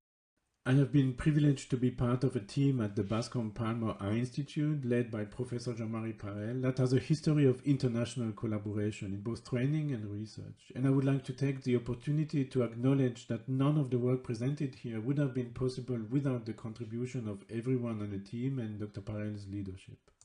So in this presentation, I will share our own personal experience with managing an NIH-funded project with a foreign component. How did the team come about? What challenges did we face? How did we deal with them? And what did we learn in the process? And each situation and project will obviously be different, but I'm hoping that the presentation will be helpful in highlighting some of the challenges that we faced, but also the wonderful benefits of such collaboration. The project that I will discuss is an NIH grant that deals with the optics of the lens and of the eye. Broadly speaking, the project deals with how the lens shape and optics change with age and what the consequences are for the optics of the eye, including the development of refractive error early in life, including myopia, and later the development of presbyopia. The project is technology driven. We developed an optical system that allows us to study the optics of the lens in vitro and another system that allows us to study the lens in vivo, both based on optical coherence tomography. And we used both systems to answer some specific questions about how the shape and optics of the lens change with age. On this project, we collaborated with 3 partners in order of distance from our site at the University of Miami. They were the Institute of Optics in Madrid, Spain, the LV Prasad Eye Institute in Hyderabad, India, and the Brian Holden Vision Institute in Sydney, Australia. The foreign component of the NIH award included only the Hyderabad and the Sydney teams. With the team in Madrid, we shared data and collaborated on processing and analysis under the umbrella of a separate memorandum of understanding. The LVPI team was led by Drs. Virender Sangwan, Mukesh Taneja, Pravin Vadavali, and Ashik Mohammed. At the Brian Holden Vision Institute, we collaborated with Dr. Arthur Ho and his team and with Bob Augustin. And in Spain, we collaborated with Susana Marco's team in Madrid. So how did this team come about? Why this team? In general, I think there is an expectation when submitting a collaborative proposal to the NIH that there is already some kind of interaction and ideally some track record of successful collaboration. This is probably even more critical when there is a foreign component, since that brings added challenges. In our case, we had a long-standing collaboration with the LVPI and the BHVI on a major project on presbyopia funded by the Australian government.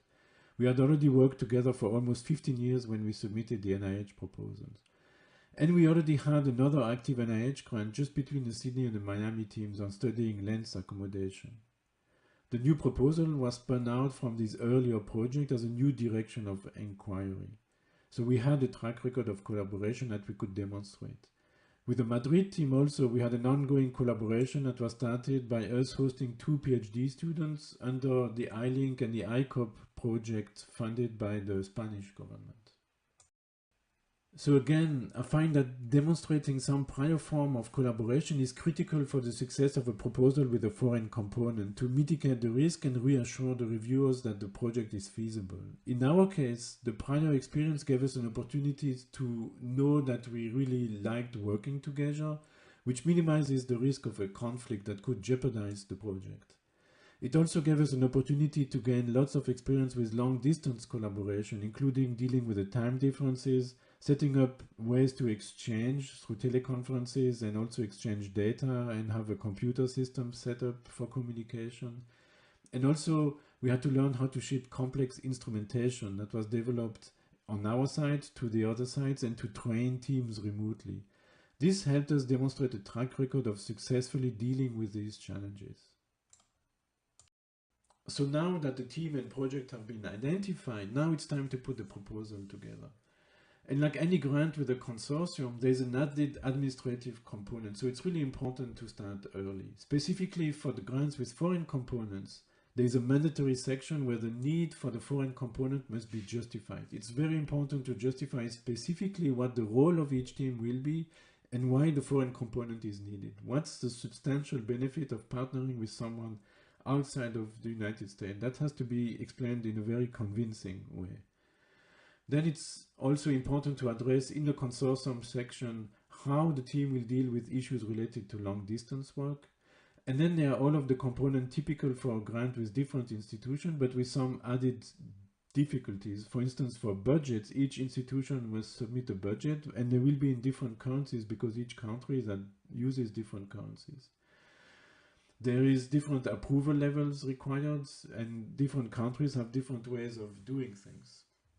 On the other hand, the great benefit of working in different time zones is that there is always someone working on the grant 24 hours a day, so the grant proposal moves faster. So it's very important to start early, very early, earlier than even a regular proposal that has a consortium component, because this is not a proposal that can be put together at the last minute. So now the proposal is submitted and eventually, after review, we receive the good news that the grant is selected for funding. So then there are some administrative steps that are required, like with all awards, to activate the grant, but there were again some added challenges because of the foreign component. For instance, one thing we learned is that there needs to be a separate budget for each country that participates in the award. Developing the subcontract can take more time when we deal with foreign entities because of different ways of doing things across countries. In our case, we had two unexpected hurdles. The first is we found out after the fact that any project funded by an external entity needed approval from the Indian government. And this approval can take a long time, up to 6 months or more. So luckily our collaborators at LVPI were able to resolve this issue because otherwise it could have jeopardized the entire award. The second issue is that the NIH and other US federal agencies have very specific requirements for financial disclosures and conflict of interest management. So the entire team, including our colleagues in India and Australia, had to comply with these requirements. And this again may sound trivial, but it involved a number of challenges in setting this up. So what we learned from this experience is that it's really important to check for specific requirements in advance for the different countries in setting up the award. Also, we learned that when we planned our project, we should have probably planned more time to set up the award, because it can take weeks or months to activate the award depending on how well the systems are set up. So now that the award is set up, we can finally start working on the science, and this was definitively very rewarding. But again, there were some challenges due to the foreign component and the long distance collaboration. Of course, there's the time difference, which means there was always someone up for a meeting at 6 a.m. or 10 p.m. or even 1 in the morning. Our project involved shipping a major piece of equipment. We had to deal with export control rules of the US and import rules in India.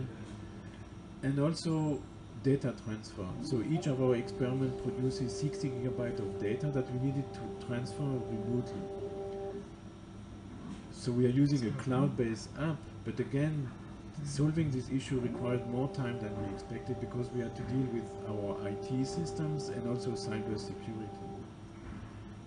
Finally, another challenge is sometimes the system stopped working for whatever reason. Luckily, again, we had a great team that was able to remote desktop to fix the issue. But again, this adds complexity and takes more time than if we would be working on site. So these are just some of the unexpected challenges that I think are typical of these kinds of projects that involve long distance work.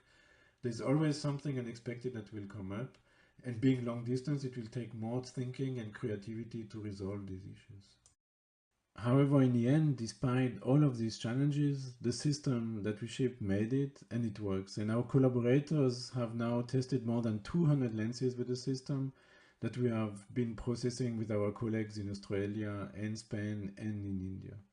The project has definitively been a wonderful experience, particularly for our trainees who have had the opportunities to learn about different cultures, different ways of doing science, and also building international networks that hopefully will last throughout their careers. And it also created new ideas for projects across the different collaborative sites. So in summary, some of the key lessons that we learned from our experience with this project is to start very early with the presentation, check for country-specific rules, and also develop a very strong justification for the need for the foreign component. During the setup time, plan extra time to set up the agreements. And for the project, especially if it involves sharing of data or shipment of equipment, to really carefully plan the material, equipment, and data transfer. And to conclude, I'd like to thank the NIH for the funding and our other sponsors for their support. Thank you for your attention.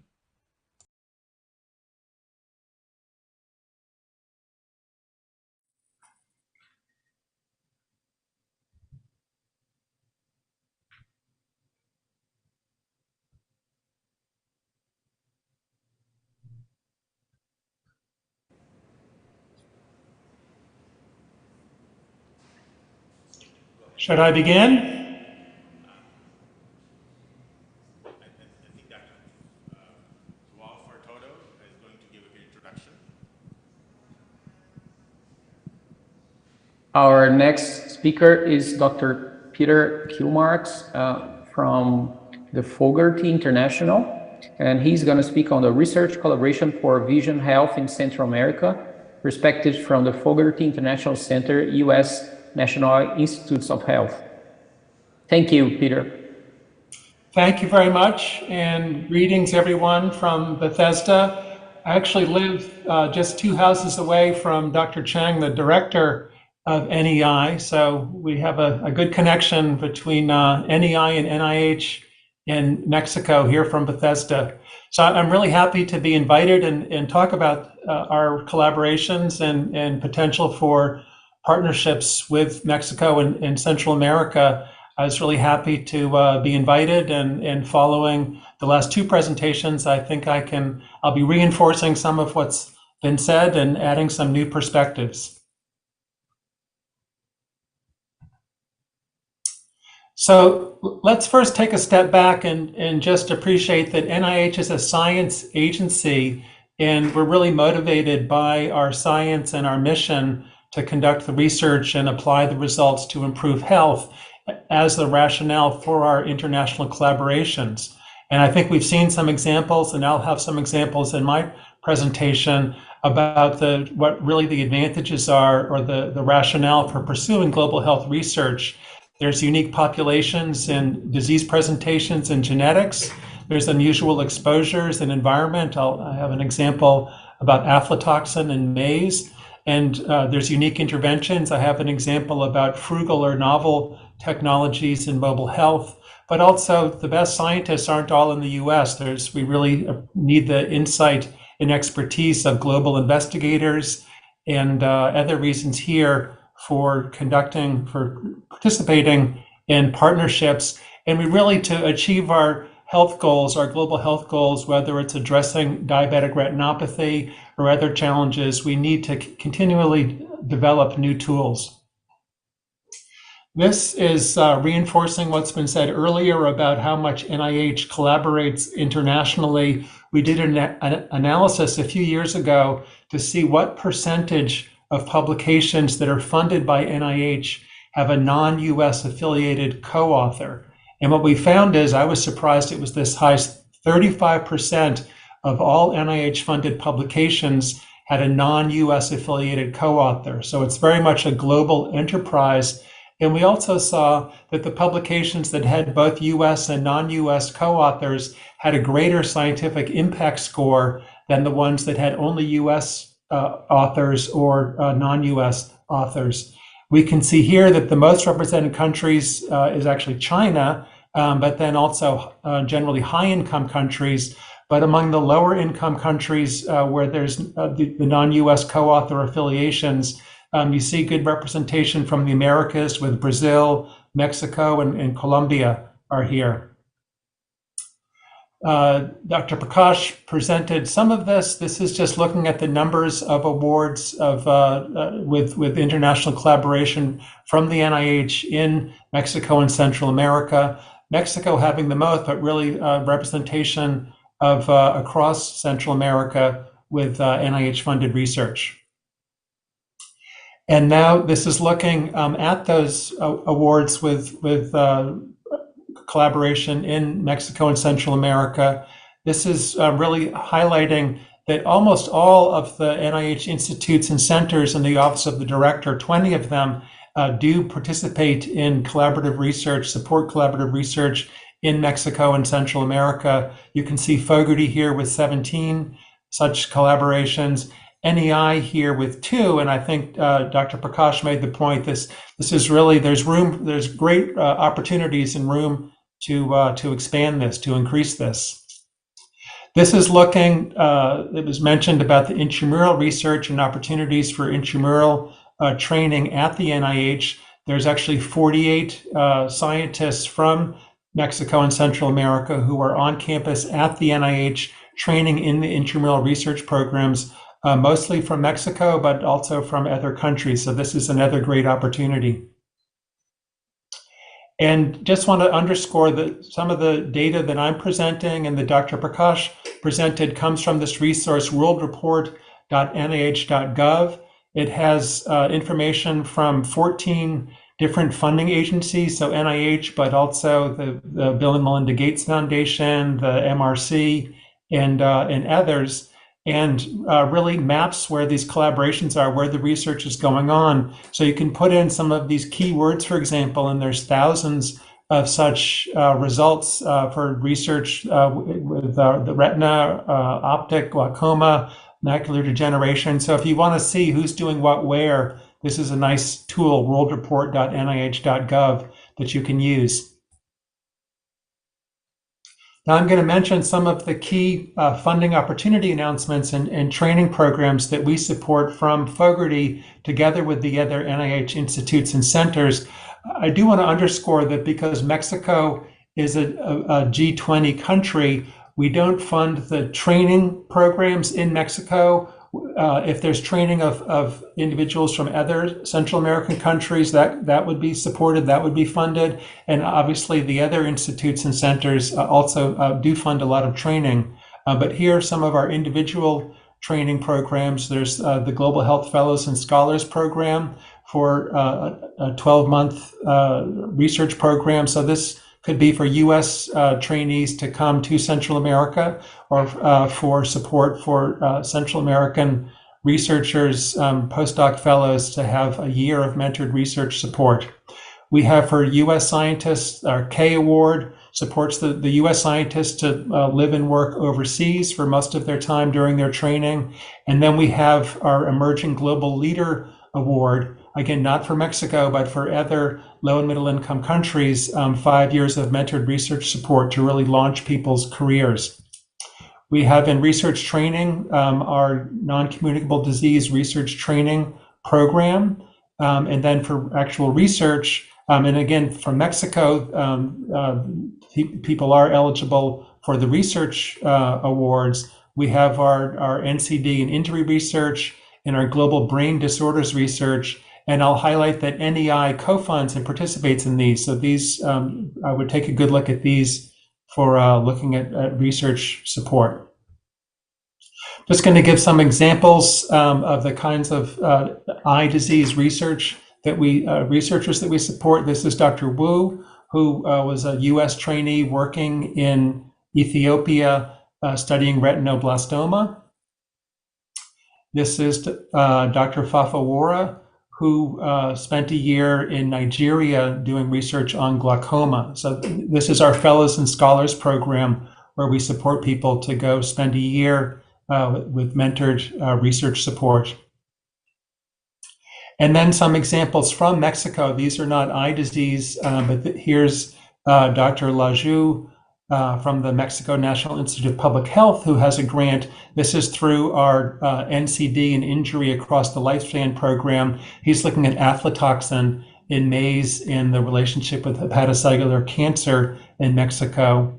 And then another, Dr. Benjay, who's got a grant through our Brain and Nervous System Disorders program, looking at internet-based cognitive behavior therapy for college students with major depressive disorder or generalized anxiety. So these are two good examples of a unique research opportunity based on diet and environment, or a frugal, low-cost intervention that, if proven effective, can be scaled up for colleges and universities throughout Latin America. So just to wrap things up, I hope I've made the case that there really is strong support from the NIH for really quite diverse international research and training. I think Dr. Mans in the last presentation gave a good example. Most of our funding from NIH is to U.S. investigators who then collaborate with their non-U.S. partners, with their collaborators. So that's generally the best route to getting that NIH funding. I guess I would also think about being creative. Not all the research is going to be, not all the funding for eye research is necessarily through NEI. You could think about bioengineering and biomedical imaging. You could think about nursing. You could think about the diabetes center. So talk to the program officers. Their job is to help you to get the funding and to do the research, and practice good grantsmanship. So just encourage you, the last slide there, please share the slides with the participants, and you can subscribe to our newsletter for funding information, and follow us on social media. Thanks, and I look forward to hearing the rest of the presentations.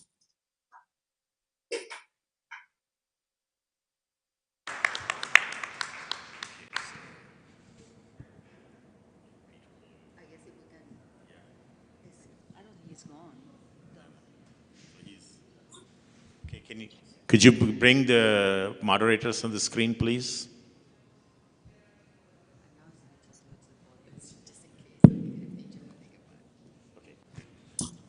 Now I think it's my pleasure to introduce Dr. Jimenez Corona, who's the head of Ocular Epidemiology in Visual Health Department.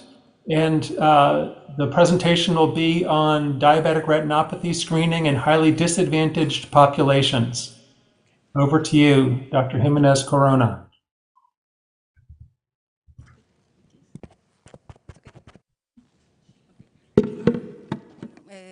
Buenos días a todos, muchas gracias por la presentación. Bueno, yo les voy a presentar resultados de 2 colaboraciones internacionales que hemos tenido con investigadores de Estados Unidos. El primero es con el NIH, con el NIDDK del NIH, y el segundo es con la Universidad de California de Berkeley. Bueno, primero les presentaré el proyecto que se llama Estudio de Comitán, que también es en Chiapas. Como ustedes pueden ver, aquí están las instituciones que han colaborado para llevar a cabo este estudio. Este es un estudio que está localizado o que se hizo en un municipio que se llama Comitán, que está en la región de Chiapas. Ahí está localizado con rojo, en donde está ubicado este municipio. Y es muy importante aquí señalar, como ya se mencionó desde ayer, que Chiapas es uno de los estados más pobres del país, está dentro de los 4 primeros estados más pobres del país. Como ustedes pueden ver, alrededor del 50% de la población vive en pobreza y el 18% vive en pobreza extrema. También es muy importante señalar que este estado está entre los estados con la más alta proporción de población indígena y de población que vive en zona rural. De ahí la importancia de que nosotros hiciéramos este estudio. El presente estudio es un estudio de base poblacional que, como les comenté, se llevó a cabo en el municipio de Comitán, en Chiapas, y se incluyeron 8 localidades. Se hizo un muestreo que es muy similar a los de las encuestas nacionales de salud, y esto fue con el propósito de tener una representatividad municipal. Nosotros tenemos 2 evaluaciones de esta población, una que se llevó a cabo del 2011 al 2012 y la segunda del 2015 al 2016.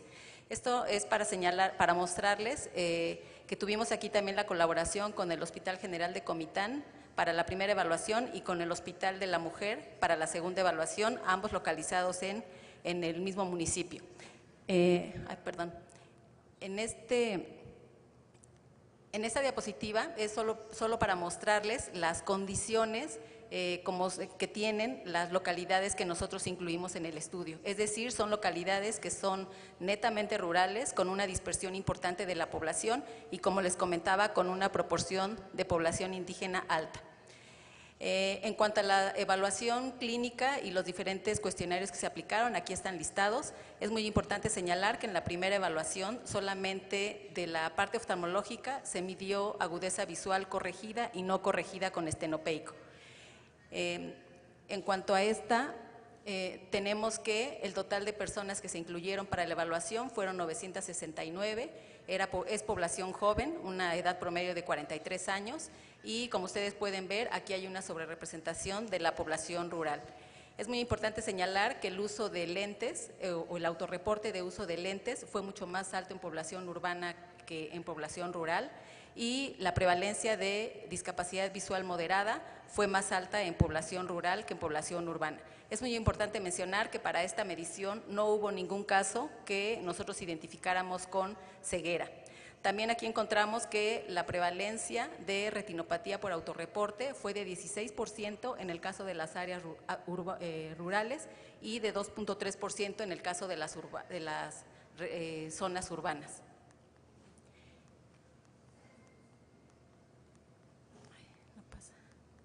Bueno, y esto es para mostrarles, como ustedes pueden ver, de acuerdo a diferentes determinantes sociales como son el lugar de residencia, si es población indígena o no y si tienen o no escolaridad, ustedes pueden ver cómo la prevalencia de discapacidad visual moderada fue más alta en aquellos que tienen condiciones más desfavorables. Posteriormente, lo que nosotros hicimos fue determinar cuáles son los factores que estuvieron asociados con esta discapacidad visual moderada, y fueron la edad, el pertenecer a un grupo indígena y el vivir en un área rural. Con este estudio lo que nosotros concluimos es que los determinantes sociales relacionados a la salud juegan un papel muy importante en esta comunidad, por lo tanto se requiere de estrategias o programas que estén implementados en esta zona, pero que consideren todas esas inequidades sociales. En el año 2015 y 2016 hicimos una segunda evaluación. Aquí sí se incluyó, aparte de la agudeza visual, se incluyó la fotografía de fondo de ojo, se tomaron 3 fotografías y la clasificación de retinopatía diabética y edema macular se hizo a través de la clasificación escocesa. En este caso nosotros tuvimos 840 personas, son básicamente las mismas que las de la medición basal, y aquí lo que hicimos fue hacer un análisis considerando el estatus de glucosa. Es importante mencionar que el estatus de glucosa se midió utilizando una prueba de tolerancia a la glucosa, de acuerdo a las recomendaciones de la Asociación Americana de Diabetes, y ustedes, como pueden ver, aquí lo que nosotros tuvimos por autorreporte, el uso de lentes, fue de 17% en aquellas personas con diabetes, de 9% en aquellas con prediabetes. En cuanto a la discapacidad visual, ustedes pueden ver que aquí sí tenemos discapacidad visual moderada y discapacidad visual severa, solamente 3-4 años después de la primera medición, y en este caso la prevalencia de discapacidad visual moderada fue de 14% en el caso de las personas con diabetes y 8.9% en el caso de las personas sin prediabetes, lo cual fue estadísticamente diferente de aquellos con una glucosa normal.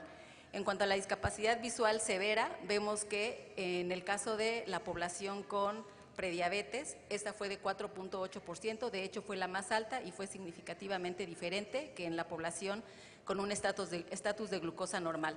Para este análisis, nosotros también identificamos que la prevalencia de retinopatía diabética en aquellas personas con prediabetes fue de 6.2%, comparado con 16.3% en el caso de las personas con diabetes.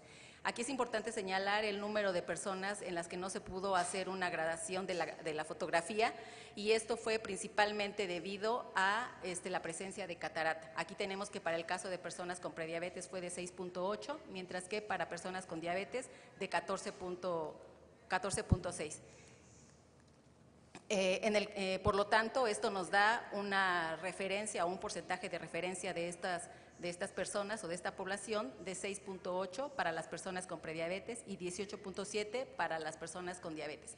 Es muy importante señalar que todas estas personas que nosotros identificamos con discapacidad visual y obviamente con retinopatía fueron referidas al oftalmólogo, al Hospital General de Comitán para su atención y seguimiento posterior. En el caso de edema macular, nosotros tenemos que el 4.1% de las personas con prediabetes la presentaron, cualquier grado de edema macular, el 12.2% en las personas con diabetes, y en el caso de referible, considerando a los que no fue posible clasificar, tenemos un total de 11.6% y 26.8% respectivamente.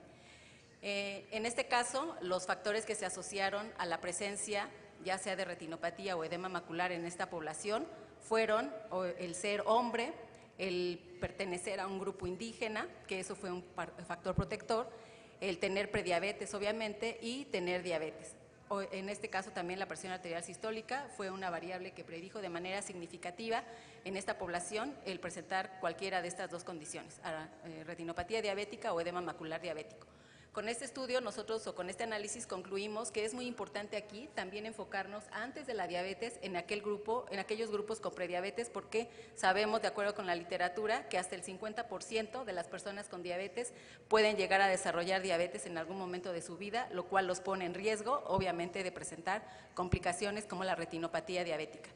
Finalmente, tenemos esta otra colaboración, que fue un estudio, un tamizaje a través de teleoftalmología, tanto tamizaje como un protocolo de referencia para atención de aquellos migrantes mexicanos que acuden a 2 consulados en Estados Unidos, y esos 2 consulados son en Fresno, California, que se considera una zona rural, y la otra es en San Francisco. Entonces, para este estudio se llevó a cabo de octubre del 2018 a septiembre del 2019. Como decía, se incluyeron 2 consulados y se hicieron las comparaciones entre ellos. Esto fue a través de las ventanillas de la salud que están implementadas en los consulados de México en Estados Unidos, y la población blanco fueron aquellas personas que acudieron a dichos consulados y que tenían 18 años de edad y más, y que además autorreportaron tener diabetes, aunque también el diagnóstico de diabetes fue confirmado por una prueba de glucosa. Este es rápidamente el protocolo de estudio. Sí es muy importante aquí mencionar que a las personas se les hizo un cuestionario general para ver sus condiciones metabólicas de manera general, pero también se hizo un cuestionario para ver las necesidades desde el punto de vista ocular, de acuerdo con la percepción de las personas. En este caso se tomó una prueba, se hizo se tomaron fotografías de fondo de ojo, se utilizó la clasificación de ETDRS y aquí algo muy importante es que a todas las fotografías, adicionalmente a que fueron interpretadas en Estados Unidos, también fueron interpretadas y validado el resultado de los resultados que emitieron residentes del Instituto Conde de Valenciana. Adicionalmente, se incluyeron aquí 508 personas, de las cuales se pudo tomar una fotografía y que fue gradable en 497, o sea, más del 97%. Y adicionalmente, algo muy importante es que la participación de los residentes del Conde de Valenciana, parte de su colaboración era que dieran un consejo médico a todas estas personas, es decir, si requerían ser referidos, explicarles por qué tenían que ser referidos, cuál era la importancia y a dónde podían acudir para su atención. Estas son todas las evaluaciones que se hicieron. Sí es muy importante aquí considerar que todas las interpretaciones por parte de los residentes del Conde de Valenciana fueron validados para poder emitir un resultado y dar una consejería al paciente. Como decía, aquí se incluyeron 508 personas, la edad promedio fue mayor en aquellos que acudieron al consulado de Fresno en comparación con el de San Francisco. Es muy importante aquí ver que el porcentaje de personas que tenían un seguro médico pues era bajo en ambos lugares, pero más bajo en Fresno. Sí es muy importante mencionar que la población que acudió al consulado de Fresno, el 61% tuvieron alguna complicación crónica y la principal fue pie diabético. Entonces, eso es algo muy importante. La otra es que de esta población solamente el 37% de los de Fresno tenían un automonitoreo de su glucosa comparado con San Francisco, que es 51%. Aún así, ambos porcentajes son bajos. Finalmente, el uso de insulina fue de 20% en Fresno y 9% en San Francisco. Con esto nosotros también identificamos, en cuanto al cuestionario que les comentaba sobre las necesidades que las personas autorreportaron, aquí sí es muy importante que la agudeza visual se reportó con mayor frecuencia, agudeza visual o pobre agudeza visual fue más frecuentemente reportada en aquellos de Fresno, 16.9%, versus 13.5% en los de San Francisco. Algo también muy importante es que el porcentaje de las personas que consideran o que creen que la diabetes puede causar una pérdida de la visión, en ambos grupos fue muy alto, fue de más del 95%. Digo, esto no alcanza diferencia significativa, pero sí es muy importante aquí entender que si bien la población considera que la diabetes puede ocasionar ceguera, hay muy pocas cosas que las personas hacen para evitarlo. También algo muy importante aquí en cuanto a las barreras, tenemos que las personas refirieron que el costo de la atención médica es una de las principales barreras. Es importante mencionar aquí que de los 508 participantes, 97 requirieron una referencia para ser atendidos de manera inmediata por la cuestión oftalmológica. Y aquí tenemos entonces que el 59% de las personas de Fresno reportaron que el costo era una barrera, el costo de atención, comparado con 44.2% en San Francisco. Otra barrera muy importante fue el transporte. Obviamente, como Fresno está ubicado en una zona rural, eso hacía más complicado que la persona pudiera acudir a una atención médica. Y finalmente, aquí tenemos algunos resultados de algunas preguntas que se hicieron respecto a qué opinan las personas que podrían facilitar su atención o su tamizaje respecto a retinopatía diabética. Y aquí el 31% de las personas de Fresno refirieron que si el que provee la atención médica es una persona de la misma raza que ellos o de la misma etnia que ellos, puede ser algo que facilite la atención. Y finalmente, aquí lo que nosotros tenemos es que para este estudio, para esta población, el 30% de las personas tuvieron algún grado de retinopatía diabética, 3.4% tuvieron una retinopatía diabética severa y 5.4% retinopatía diabética proliferativa, así como 5.4% para edema macular clínicamente significativo. Como decía, de las personas que fueron referidas, el 19.5% requirieron esta referencia a una consulta ya con el retinólogo para su tratamiento y solamente el 1.2% requirió de una valoración ocular general. Finalmente, como ya lo había comentado, aquí tenemos que entre las barreras que identificó la población para el acceso a la atención oftalmológica es la falta de seguro médico y el costo de la atención. Con esto, nosotros lo que concluimos es que esta población es una población muy vulnerable por sus condiciones, obviamente, de migración. Por lo tanto, aquí es necesario tener programas que consideren las barreras que experimenta esta población, obviamente que incluyan tanto aspectos culturales, lingüísticos, estatus de migración, así como problemas económicos de los mismos. Gracias por su atención.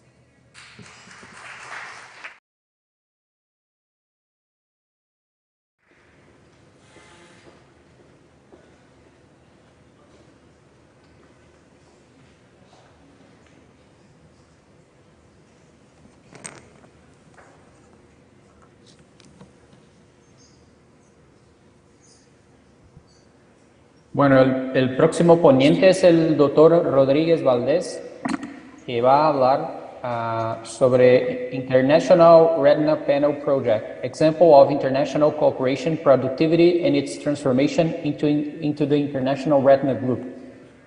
Muchas gracias, doctor. Muchas gracias por la presentación, doctor.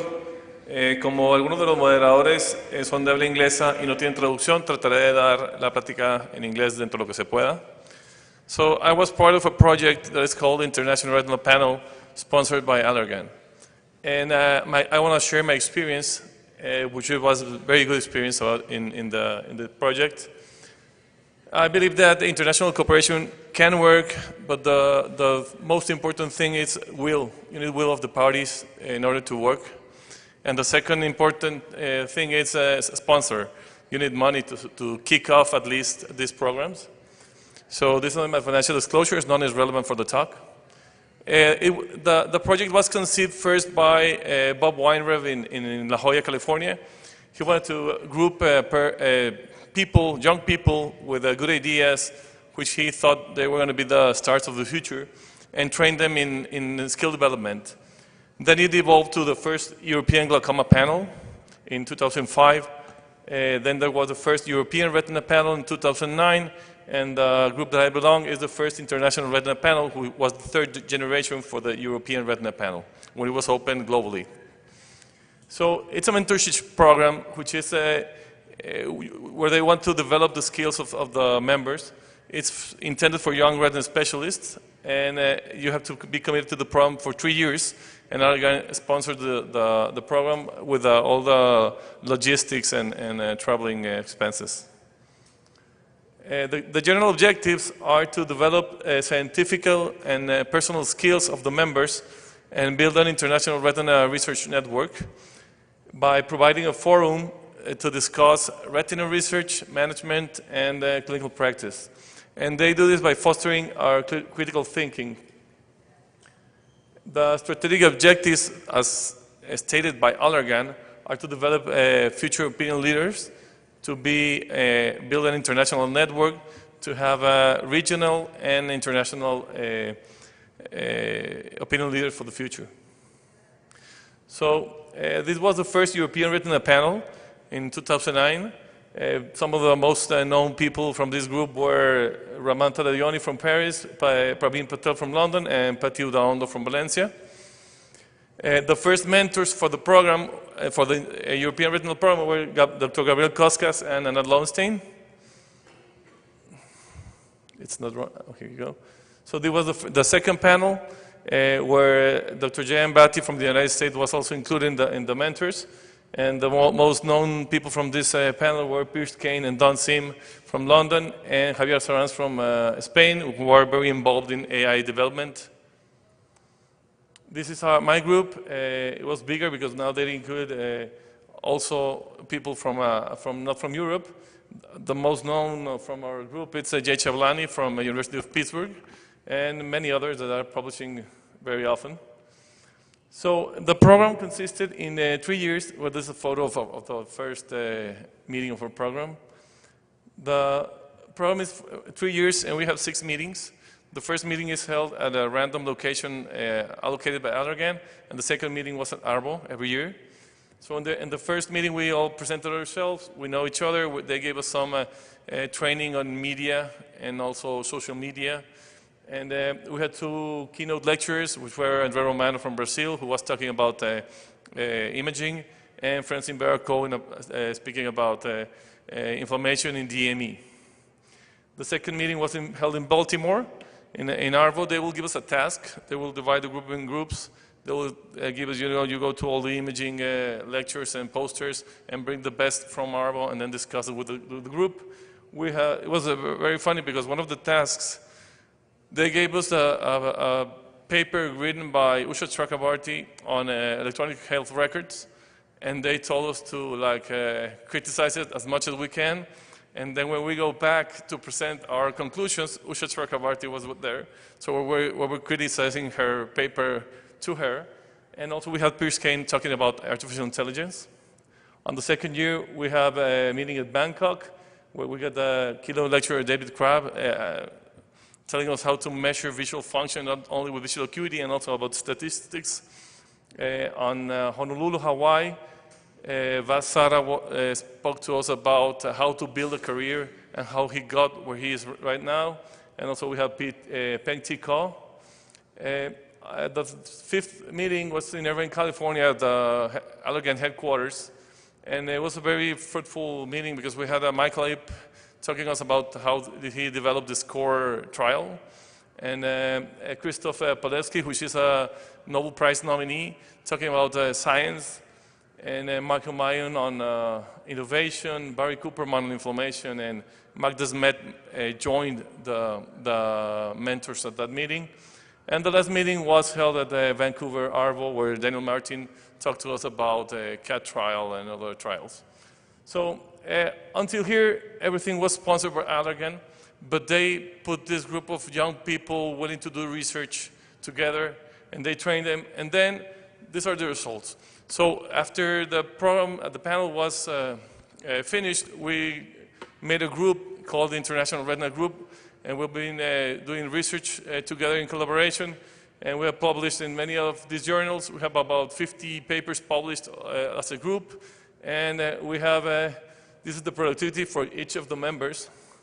So at the beginning, the average publications per year for the group was 12, and as you can see, the graph, it goes up rapidly, and we're publishing about 60 publications per year as an average, every member of the group. These are the individual publications by each member. You can see there an outlier, which is Jay Chablani, and but here are the rest. If we take Jay out of the equation to see a better graph, we can see that most of us improved our publications per year after the meeting. And it's very important to say that we have no funding. As I told you at the beginning, the most important thing was the will to collaborate. Also, we generate, it helps that we generate information that it's sometimes difficult to generate for countries like ours. We could include Mexican patients in this trial for diabetic macular edema mainly. I will talk about this later, and also about age-related macular degeneration. We published this paper on American Journal of Ophthalmology last year, where we compared Hispanic whites versus non-Hispanic whites regarding the prevalence of polypoidal choroidal vasculopathy. And we found, for example, that the Hispanic whites, which were all from Mexico, we have less polypoidal choroidal vasculopathy than non-Hispanic whites. Regarding the importance of the clinical translation of this research that is made by these groups, we wrote 2 years ago the first consensus on treatment of diabetic macular edema, and I had the chance to write the chapter on regarding non-responders to anti-VEGF on DME, where we talk about some of our group projects regarding switching to steroids or laser or stopping treatment. Some of our most renowned people from this program, it's Pierce Kane, of course, which was named the number 4th most influential ophthalmologists in the world in 2015, under 40, of course. We have Inez Lines from, she's now in Boston. She's going to receive in the Macular Society this year this award for her work on metabolomics on AMD. And also we have Jay Chavlani, who was the first constable lecturer for the Asia Pacific Vitreoretinal Society. So I believe that, unfortunately, things end. So with COVID-19, the fourth generation was held, and then Abby acquired Allergan and now has canceled the project. So unfortunately, we have, this project has died, but we believe that there are other projects coming up. There is one PAO leadership program, but this program is more about organizational than research-oriented. So they want more about to develop leaders for the society, National Societies of Ophthalmology, more than the research itself. And here we are. We have an idea, so let's go and try to do this a reality. Thank you very much.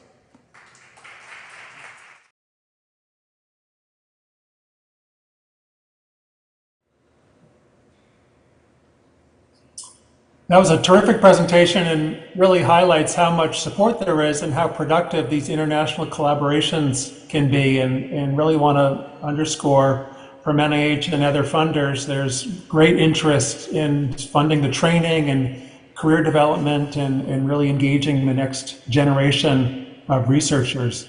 So let's now go to our next presentation from Dr. Guillermo Amezcua, Associate Professor of Ophthalmology at the Bascom Palmer Eye Institute, Miller School of Medicine, University of Miami. And the presentation is Convision Eye Health Program, an example of bilateral cooperation at the US-Mexico border. And I think will really emphasize our reciprocal learning that we see as part of our international collaboration. Hi, good afternoon. Thank you very much for the kind introduction and for the invitation to share our project. I would like to ask if do you want me to speak in English or Spanish?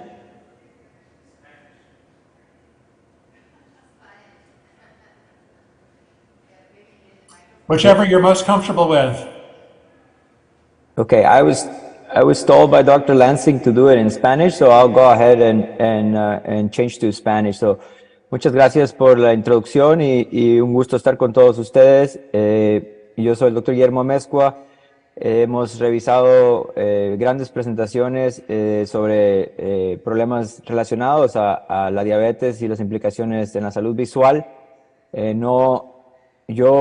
Mis disclosures es que soy dueño de este proyecto, donde no tengo ningún sueldo fijo y todas las cirugías que hago ahí son pro bono.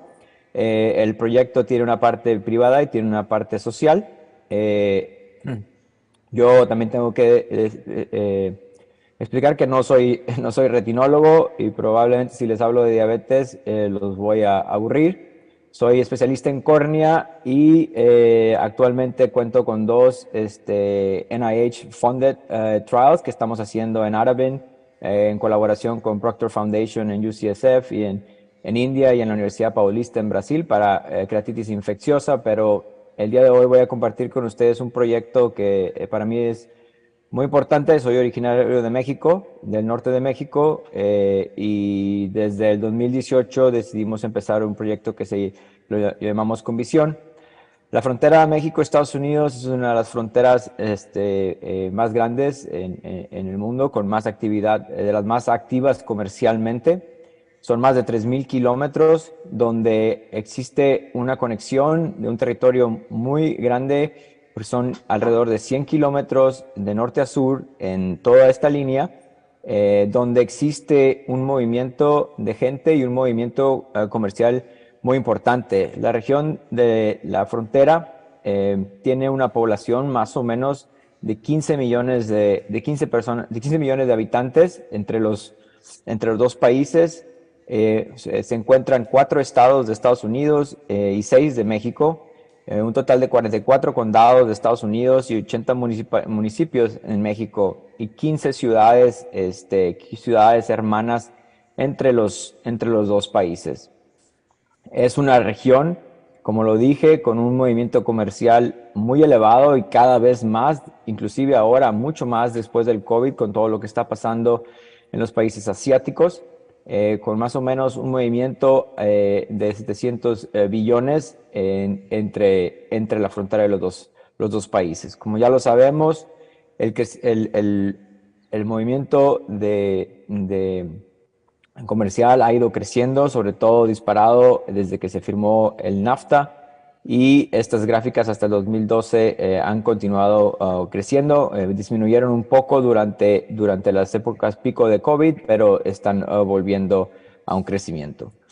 Nosotros empezamos en el 2018, pero tuvimos el problema de que la frontera se cerró. La frontera se cerró para solo actividades esenciales entre Estados Unidos y México. Nuestra parte privada depende mucho del turismo médico y eso hace funding para nuestra parte social o pública de ataque a la salud visual. Y por eso tuvimos un periodo muy estresante, pero con esto les quiero dar ejemplo que inclusive, aunque la frontera se haya dicho que estaba oficialmente cerrada, quiero presentarles estas gráficas para que vean cómo está de interconectada la frontera. Nosotros estamos en la ciudad de Juárez, que hace frontera con El Paso, Texas, y es me atrevo a decir, la única ciudad, a lo mejor una de tres, que tiene el downtown del Paso está directamente conectado al downtown de Juárez. Uno puede caminar de Juárez a El Paso y estar en el centro de cada ciudad. Y si vemos aquí el número de autobuses de pasajeros que pasaron durante COVID, pues más de 127,000. Entonces, que digamos que la frontera estuvo cerrada, pues no se ve tan claro, ¿no? Es una interconexión tan importante que aún así actividades que eran consideradas esenciales se tienen que seguir haciendo. El número de pasajeros en vehículos privados ya está ahorita en 14 millones, bajó a 8 en el pico de COVID, y el número de personas que transitan y caminan entre las dos fronteras, que es como lo hago yo cuando voy cada 3-4 meses a visitar el proyecto. Yo vuelo de Miami a El Paso, cruzo caminando y la clínica está a 1 kilómetro de la frontera. Entonces vemos el gran movimiento que existe de norte a sur y de sur a norte, y unas dos ciudades que dependen la una de la otra. El Paso, Texas fue declarado en algún momento durante la pandemia como uno de los picos más altos de COVID, y esto es debido al gran movimiento internacional que existe por toda la industria maquiladora que hay en Ciudad Juárez. Hay más de 350 plantas maquiladoras internacionales donde vienen a visitarlas directivos, el personal, ingenieros altamente calificados que vienen a visitarlas y tienen que volar ya sea hacia El Paso o volar a la Ciudad Juárez vía la Ciudad de México. Entonces, en El Paso teníamos todo muy bien monitoreado, cómo estaba pasando todo. El problema es que en Juárez no lo teníamos así, y hubo una gran mortalidad. En la ciudad de Juárez, en el momento pico de la pandemia, solo había 44 camas de COVID, de terapia intensiva, y se tuvieron que improvisar muchas otras más debido a los problemas que hubo. Fue de verdad devastador este problema en Juárez, y en nuestra clínica casi nos obliga a tener que cerrar las operaciones, porque no podíamos realizar ningún tipo de cirugía debido a las leyes o que se encontraban en ese momento. Las cosas han mejorado significativamente. El desempleo en Juárez está por abajo del 2% ya está regresando a niveles pre-pandemia, y el crecimiento comercial ha sido increíblemente positivo en los últimos 6 a 8 meses en la ciudad de Juárez. Entonces, a los que no han tenido la oportunidad de visitar, es una ciudad muy dinámica, con mucho movimiento, las dos ciudades bien comunicadas, y como lo dije, dependiendo la una de la otra. Yo tengo ya 13, 14 años trabajando en la Universidad de Miami. Desde etapas tempranas en mi carrera, mi enfoque ha sido la cirugía de segmento anterior y un compromiso por mi país de mejorar la ceguera por catarata. Todos los años viajábamos 1 o 2 veces al estado de Sonora o al estado de Chihuahua a realizar brigadas de catarata, pero la parte que a mí más me preocupaba era no tener un seguimiento adecuado en estos pacientes. Por lo tanto, con el apoyo de unos amigos que se convirtieron en socios, fundamos esta clínica en Ciudad Juárez. Esta clínica está, como lo dije, a 1 kilómetro de la frontera, 1,5 kilómetros, y rentamos un espacio en una de las maquiladoras. Estamos en la parte industrial de la ciudad de Juárez, lo cual nos ofrece mucha seguridad porque estas son áreas muy bien protegidas y resguardadas debido a cómo se protege la industria maquiladora, que de tanto depende no solo la ciudad de Juárez, sino el estado de Chihuahua y México. Esta industria da empleo a más de 400,000 personas en la ciudad de Juárez. Mi conexión con Elvi Prasad, y hemos visto bastantes trabajos de Elvi Prasad, ha sido desde el 2011 y desde entonces he aprendido del modelo. La señora Cecilia Levin, quien es la que lleva la fundación, que nos ayuda en comisión y es dueña de la maquiladora donde estamos. Viajamos hacia Elvi Prasad y nos han brindado un apoyo incondicional en todo este desarrollo de esta clínica. Inclusive tuvimos la oportunidad de que nos visitaran en 2 ocasiones. Está el doctor Avinash, jefe de enseñanza aquí. Está el doctor Pravin Badavali y entrenamos a algunos de nuestros médicos allá. Actualmente se está entrenando nuestro médico que estuvo con nosotros 2 años, se está entrenando en retina, quien ya cuenta con un fellowship en uveitis. Tenemos una clínica que instalamos haciendo todo lo posible por tener la tecnología de mejor nivel al alcance. Y actualmente tenemos un grupo de 3 cirujanos oftalmólogos mexicanos, 2 cirujanas con especialidad en glaucoma, la doctora Ari Serrano, la doctora Carla Rocha y el doctor Diego Guzmán, que es oftalmólogo general. El doctor Alan Treviño se encuentra en Elvi Prasad en estos momentos y regresará con nosotros en alrededor 9-10 meses con entrenamiento ya de retina quirúrgica.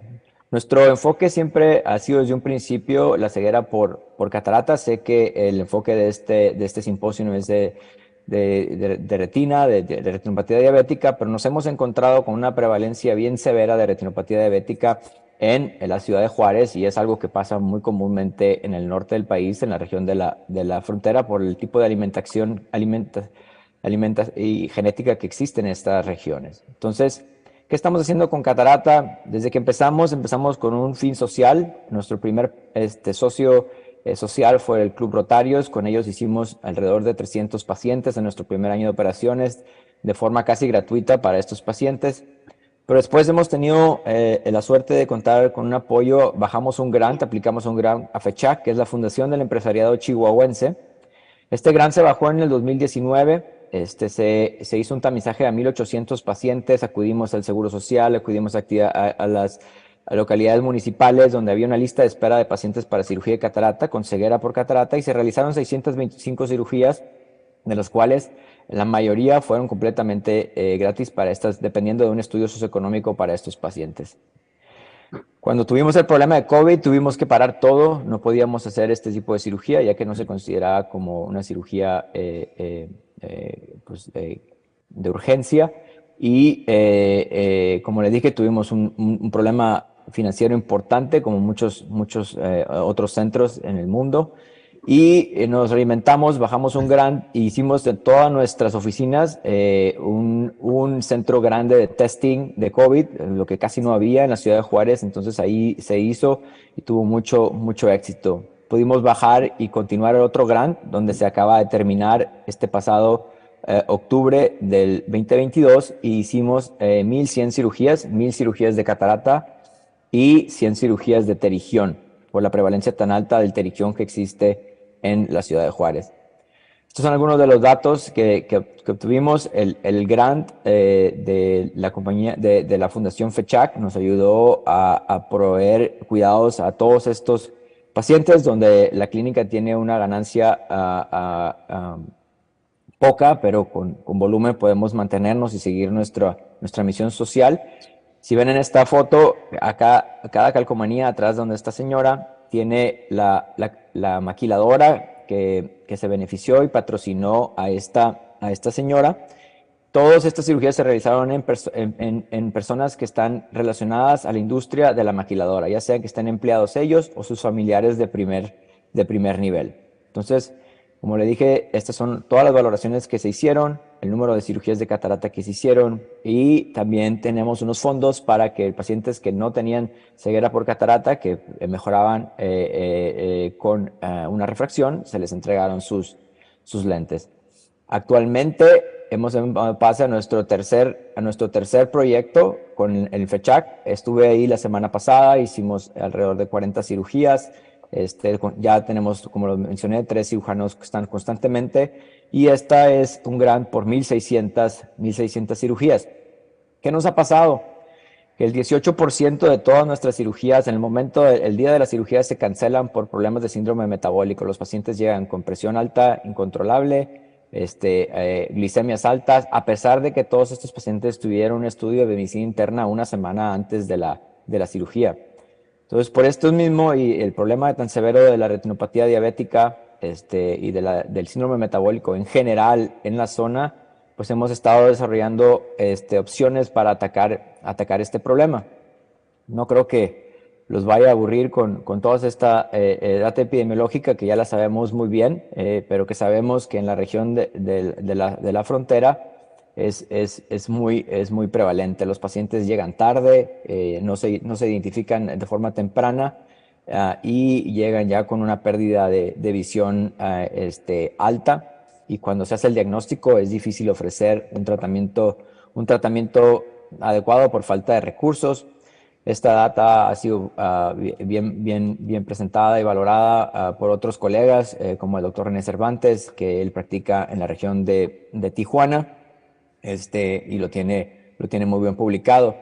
¿Qué es lo que estamos haciendo? Nosotros con la fundación USMC, liderada por una de mis socias con el proyecto, y con United Way, hemos bajado recursos para continuar nuestra misión por catarata, pero tenemos estas unidades móviles que son fáciles de movilizar, y debido al gran éxito que hemos tenido con la industria maquiladora, con el programa de cataratas, nos podemos instalar en cada industria maquiladora, y cada industria maquiladora tiene un médico general o un médico internista que está ahí todo el tiempo. Son empresas que tienen 3 turnos de 8 horas y que constantemente hay gente trabajando. Entonces, hemos establecido medidas para hacer tamizajes. Algunas de estas unidades móviles las hemos convertido en unidades móviles oftálmicas, donde refractamos, diagnosticamos, etcétera. Y actualmente estamos en etapas tempranas con esta compañía INUC de inteligencia artificial para poder tomar fotografías a todos los empleados de la industria maquiladora y sus familiares, y poder de una forma rápida saber cuáles pacientes están en riesgo, cuáles tienen retinopatía diabética y cuáles necesitan tratamiento, y guiarlos de esta forma a nuestra clínica, o ya sea a las clínicas que ellos tengan acceso, ya que la gran mayoría de estas personas tienen acceso al seguro social debido a que tienen un trabajo formal. Otra de las cosas que estamos haciendo es aprendiendo del grupo BAFAR con nuestras formaciones. El grupo BAFAR de Chihuahua tiene un proyecto muy interesante para ayudar a la mejor alimentación de los niños en escuelas primarias, para mejorar el rendimiento escolar y prevención de problemas del síndrome metabólico, específicamente la diabetes, donde se les da una calidad nutricional importante. No solo se les proporciona, sino que también se les educa a cómo deben de comer estos niños, y viendo un rendimiento mejor en sus promedios académicos. Como lo dije, el COVID fue para nosotros algo bien difícil, fue algo que casi terminó con el proyecto, gracias al apoyo de muchas fundaciones y el apoyo del equipo. Nos pudimos reinventar y convertimos el 80% de nuestra clínica en un centro de COVID de detección, de testing y de atención primaria. Esto ya no existe, ya la clínica está funcionando 100% como una clínica oftalmológica. Y en resumen, pues es una región bien dinámica, es una región bien segura. Tenemos muy mala fama en Ciudad Juárez por lo que pasó entre el 2009 y 2011, pero yo los invito a que visiten la región. De verdad da gusto ver el movimiento comercial. Cuando yo voy allá en el hotel, en el desayuno, encuentro gente de Italia, gente de diferentes países de Asia, muchas personas de Corea. Entonces da mucho orgullo que exista ese tipo de economía en la frontera de México. Orgullosamente se manufactura el 90% de todos los asientos de la industria aeroespacial en el estado de Chihuahua, y la industria aeroespacial es de las que tiene mayor crecimiento. Entonces, tenemos problemas de acceso a tratamiento. Una vez que los identificamos, es difícil proporcionarles tratamiento a todos. Tenemos que mejorar la educación y la prevención en todos los niveles. Y quiero agradecer sobre todo a la Fundación del Empresario Chihuahuense, a todo el apoyo que hemos tenido de Elvi Prasad, al apoyo que he tenido de mis jefes aquí en Bascom Palmer, que me han dejado realizar este proyecto, el apoyo que hemos tenido de gente como el Dr. Van Lansing, y diferentes fundaciones, incluyendo en mi carrera académica el NIH, que me ha apoyado en algunos proyectos muy importantes. Y muchas gracias. Están todos invitados y si hay alguna forma que podamos colaborar para mejorar la región, la salud visual en la región, estoy a sus órdenes.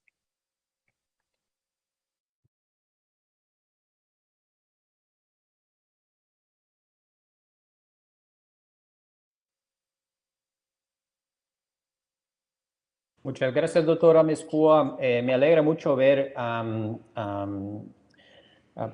combinaciones de gente trabajando proyectos de colaboración entre México y Estados Unidos, pero no solamente el proyecto, pero gente que después del primer proyecto sigue trabajando desde Estados Unidos, desde México o desde otros lados de Latinoamérica. Esto tiene una importancia muy grande para la formación de recursos humanos en salud ocular y también en investigación. Y esta es una métrica muy difícil de mensurar, ¿sí? Las olas de 2, 3 generaciones que vienen a partir de un proyecto inicial entre Estados Unidos y países latinoamericanos. Gracias, doctor. Gracias a ustedes.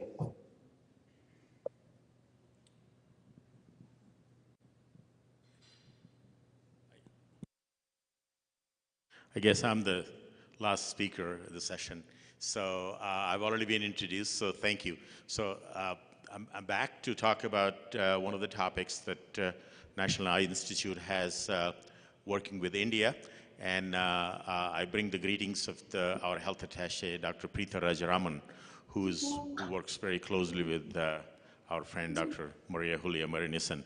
So this is the reason we are talking about this program here, and I know I had mentioned this program in my earlier talk, but one of the reasons why we are talking about this program, that many elements of this program can actually serve as a useful tool or information for developing something what has been discussed here. So I go to the next slide. Okay, so this was developed because India has one of the largest population, as you know, in terms of visually impaired population, and this was actually referred in many of the talks here, and everyone had a picture of the world with India being one of the darkest region in terms of everything what got discussed. And the 90% of the global burden of the disease, as we know, that eye diseases that have been really have been shouldered by the developing countries. And of course, the reason is that many treatable eye diseases often go undiagnosed. And the real motivation behind this was India and the US have two of the largest and most active eye research communities. So therefore, really a mutual interest. You just saw in the previous talks that how many people have been actually collaborating, working with LV Prasad Eye Institute in Hyderabad, and Arvind Eye Care System in Madurai, India, and many people sitting here in the audience have also worked with many of the Indian institutions. So if you go to any of the international meetings of eye diseases, doesn't matter whether it's whatever specialty it is, two of the largest population of scientists that you see participants are from US and India. So it has really been one of the highly motivated research, contingent as far as we are concerned. So in addition, what I see that, there's a really strong interest in the next generation of scientists, researchers, which is actually, our main motivation and key for the, for the inspiration for developing a special program just for India. So with that then, about 15 years ago, a Indo-US collaboration on vision research was signed between the then NIH director and the Secretary of Department of Biotechnology, as you see here in this picture. And that this began a very interesting and a fruitful bilateral collaboration between the two countries. And I've had the great pleasure and honor of actually, working with the top Indian leaders, the chairman, CEO, top scientists from pretty much every part of the country in India. And they become really good collaborators in everything, whatever strategy we work on, working with the NEI and as well as the entire NIH.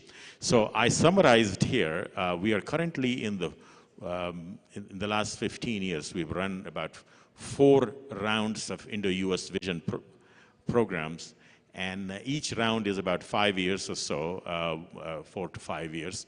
And you can see that, looking here, is essentially we have touched every area of eye disease, from genetics to cataract to glaucoma, stem cells, retinal degeneration, neuroplasticity, new programs of glaucoma, and of course diabetic retinopathy. And so at this point, the last program call was due in November, and we are currently actually evaluating, looking at the Indo-US programs that have been submitted under that, which was submitted in November. And the next call will be due in November of 23. So let me go to that. Yeah, so just additional that we recently awarded under the 4th round. I was in New Delhi attending the South Asian conference for South Asian community of ophthalmologists. They had a program. That's where we announced this, the 4th round of award, which is a collaboration between University of Florida and Indian Institute of Technology in Kanpur. Interestingly, who would have thought that they would be together working on the structural landscape of photoreceptor synapses. When you think of collaboration with a developing country or developing world, you think of that they would be providing a lot of clinical trial support. They would be providing something that will relate to patient care or large patient population. But here we have really a very basic biology issue that they are addressing together. So that literally shows that how well developed the basic science research is in that part of the world. And this really excites us in the sense, and so I've listed some of the details here, but one of the things that I noticed that earlier when Dr. Fabrice Mann at the Bascom Palmer presented, he talked about an R01 program at NEI. So R01 program calls are due 3 times a year, and any US investigator can work with any of the foreign collaborators. Clearly, he talked about that, he has a very successful collaboration, which we are very, very proud of that. He's working with LV Prasad Eye Institute.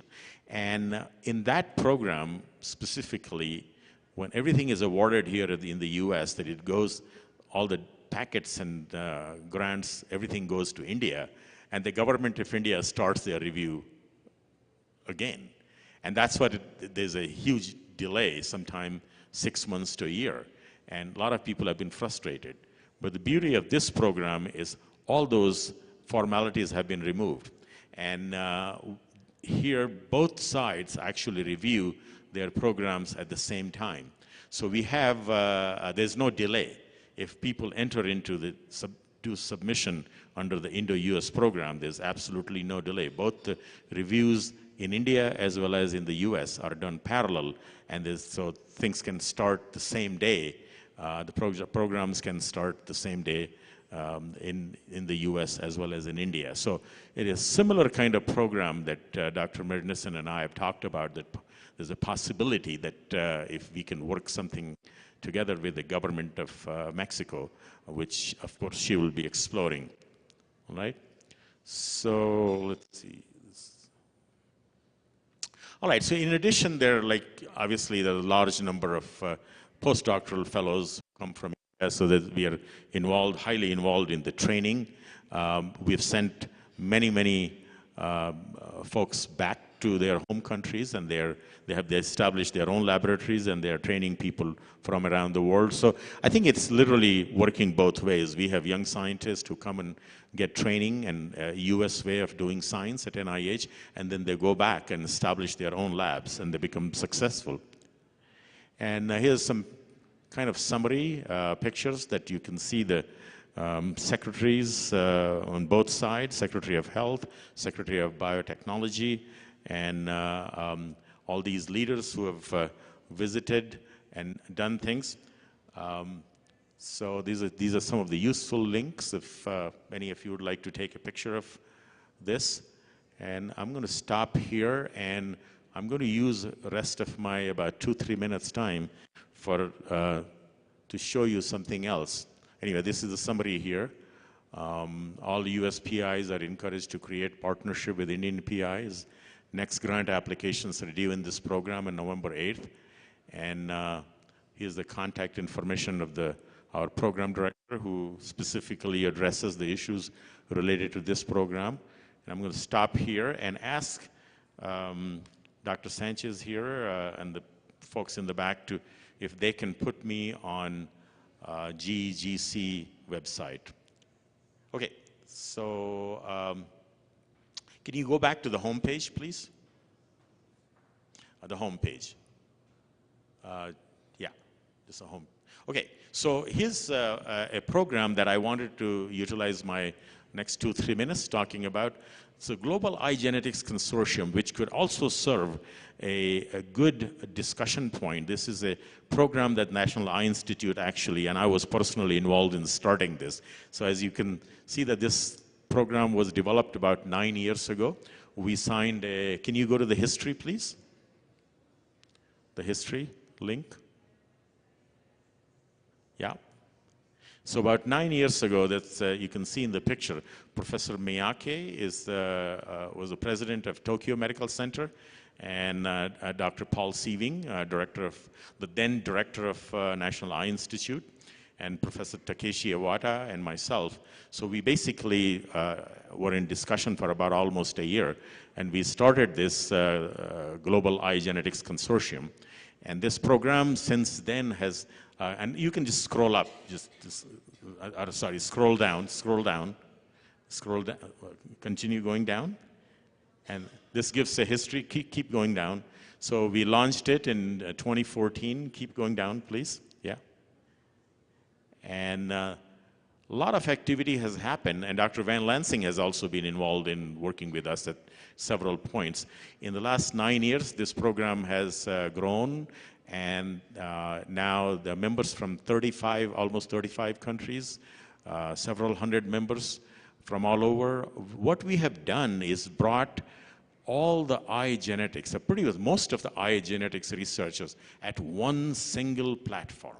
And they are all applying for grants, for not only just the NIH grants, for all over, wherever they are, wherever the possibility is, wherever they can get their funding in. But we are all talking essentially almost same language. If you can go into publication link, please. In last 9 years, actually last 6 years, we have already produced 3 volumes of the book called Advances in Vision Research, Volume 1, 2, and 3.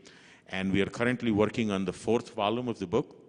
If you can go into publications, yeah, book up there, yeah, please. And just, yeah, that's the one. And scroll it down. So that's Advances in Vision Research. This is the Volume 3. So we did, and please continue to scroll down. Scroll down. And there are close to 300 eye geneticists from around the world, from all the way from every place in the US to India to Japan and in between, Middle East.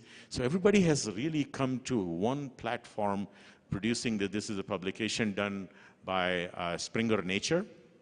I have had the privilege of being the chief editor of this. So there's a lot of work has gone into, and this is, we are meeting pretty much in all major conferences around the world.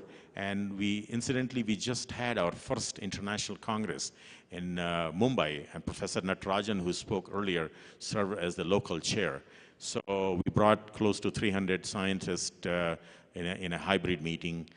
Some were there in person in Mumbai, India, in November, and a lot of them were joined through video. So this program has been what we like to call it quite successful. Many have received many different kind of grants.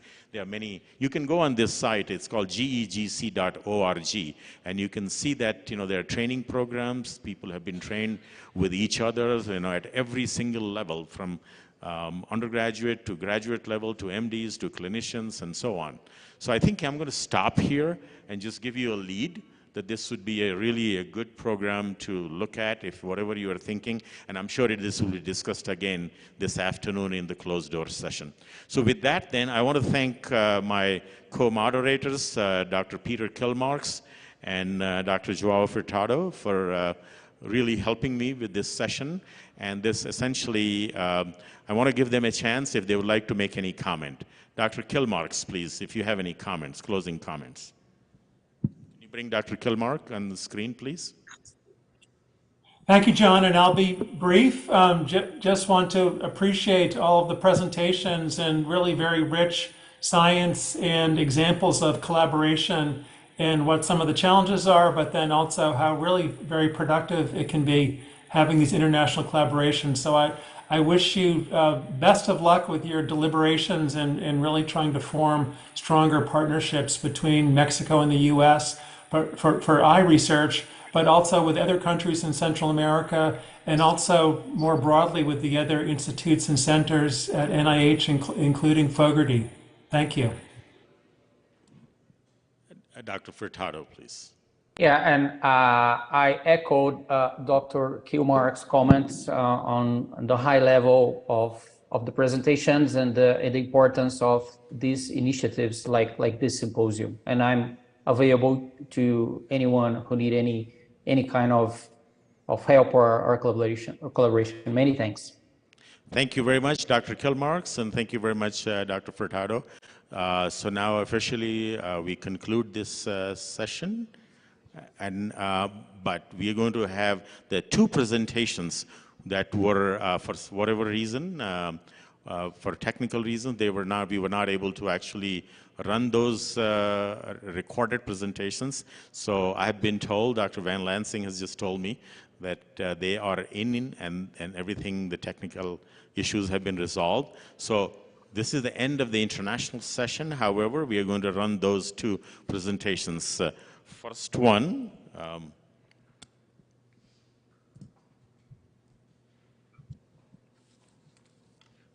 will be from Dr. Francisco Martinez Castro, and he's the president of IAPB Latin America, and he'll be speaking on research and program priorities of IAPB in Latin America.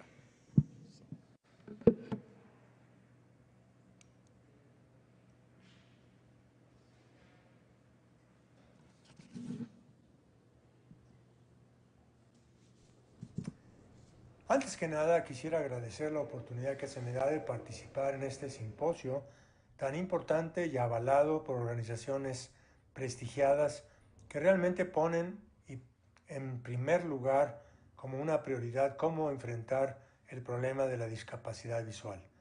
Una situación que nos viene alarmando a todos, particularmente también a nuestra Agencia Internacional de Prevención de la Ceguera, de la cual soy representante en la región, y que obviamente se debe a varios factores, particularmente las nuevas disposiciones sanitarias, el retraso en la atención de pacientes crónicos, que han sumado pues esta gran carga.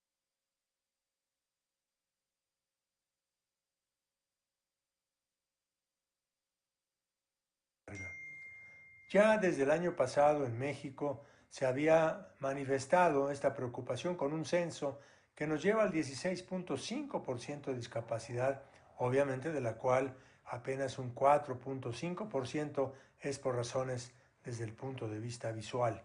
Y recordar que las multidiscapacidades todavía hacen más compleja esta situación. Dado que el tema principal es la gran carga de retinopatía diabética que ha colapsado los intereses y ha preocupado a las instituciones por razones económicas a colapsar servicios de salud, pero sobre todo a brindar una mala calidad de vida no solo al paciente, a su familia e incluso al desarrollo de una región.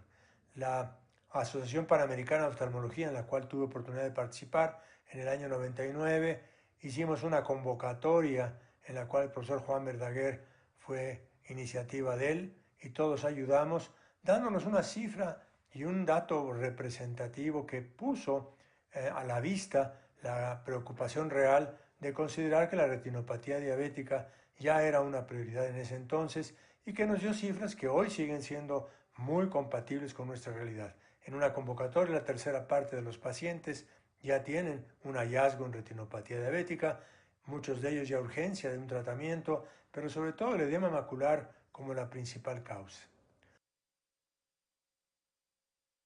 Muchas razones se han dado en esta situación de discapacidad y aquí una diapositiva del doctor Joao Furtado que coincide con esta misma alarma de que la población y esperanza de vida va en aumento y esto ha traído obviamente más catarata, glaucoma, degeneración macular, la retinopatía diabética y obviamente la necesidad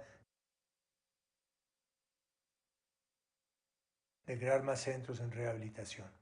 Si bien es cierto que se ha dado una pequeña disminución a los problemas de catarata lentamente y con gran esfuerzo en esta región, la degeneración macular, la retinopatía diabética y el glaucoma, situaciones que habitualmente quedan en el concepto de causas de discapacidad no reversible si no actuamos a tiempo. Una proyección que ya está dada desde la Agencia Internacional de Prevención de Ceguera y por la Organización Mundial de la Salud, que si exponencialmente ha venido creciendo y que esto todavía se va a agravar más por todas las razones que se han venido comentando en este simposio. Esta diapositiva también representa la preocupación de todos por resolver causas de discapacidad visual. Esta, la retinopatía diabética y todas las complicaciones aleatorias que van consigo por su gran carga, sobre todo en la calidad de vida del paciente y sobre todo el impacto en la vida familiar y en la de un país. Pero sin embargo hay que recordar que tenemos causas mucho más cercanas de solución como son la implementación de lentes para la presbicie o los defectos refractivos o la catarata, todas ellas que si no tienen una patología asociada son altamente reversibles.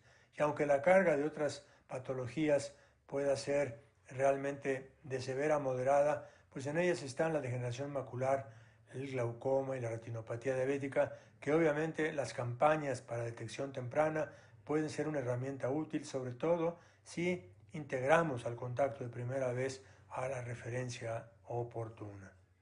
Sin duda,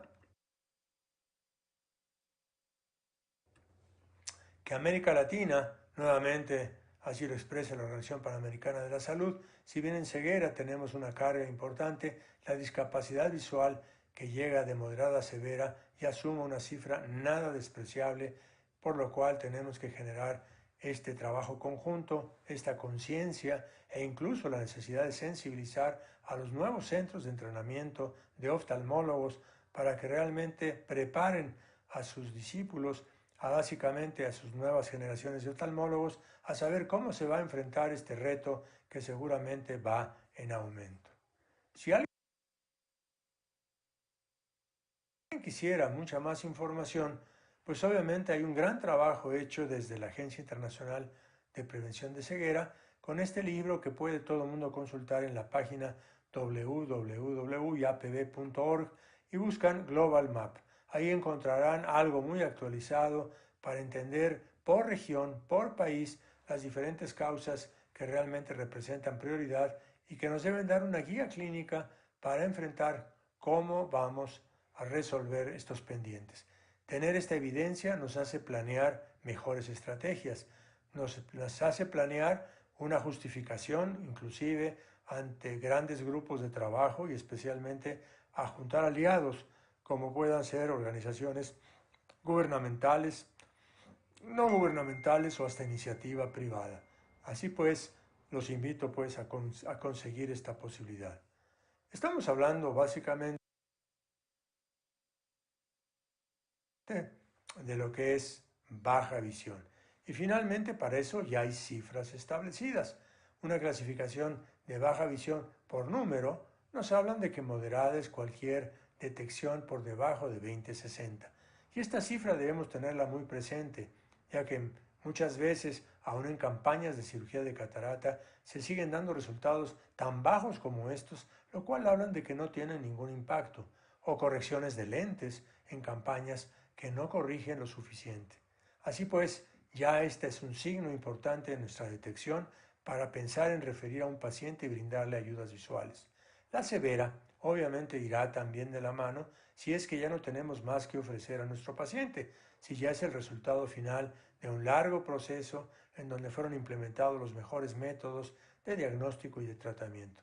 Pero aún los casos de una baja visual profunda, que sería mucho menor a lo que vamos a hablar de 20/400, hay que darles la oportunidad de ser rehabilitados si son enviados a un centro acreditado de rehabilitación. Faltan muchos más centros y tenemos que propiciar en nuestra postura de liderazgo a que se genere una cultura más sólida para detección temprana de rehabilitación visual. Si faltan centros, al menos que la detección sea temprana para que ese trabajo dé oportunidad a más personas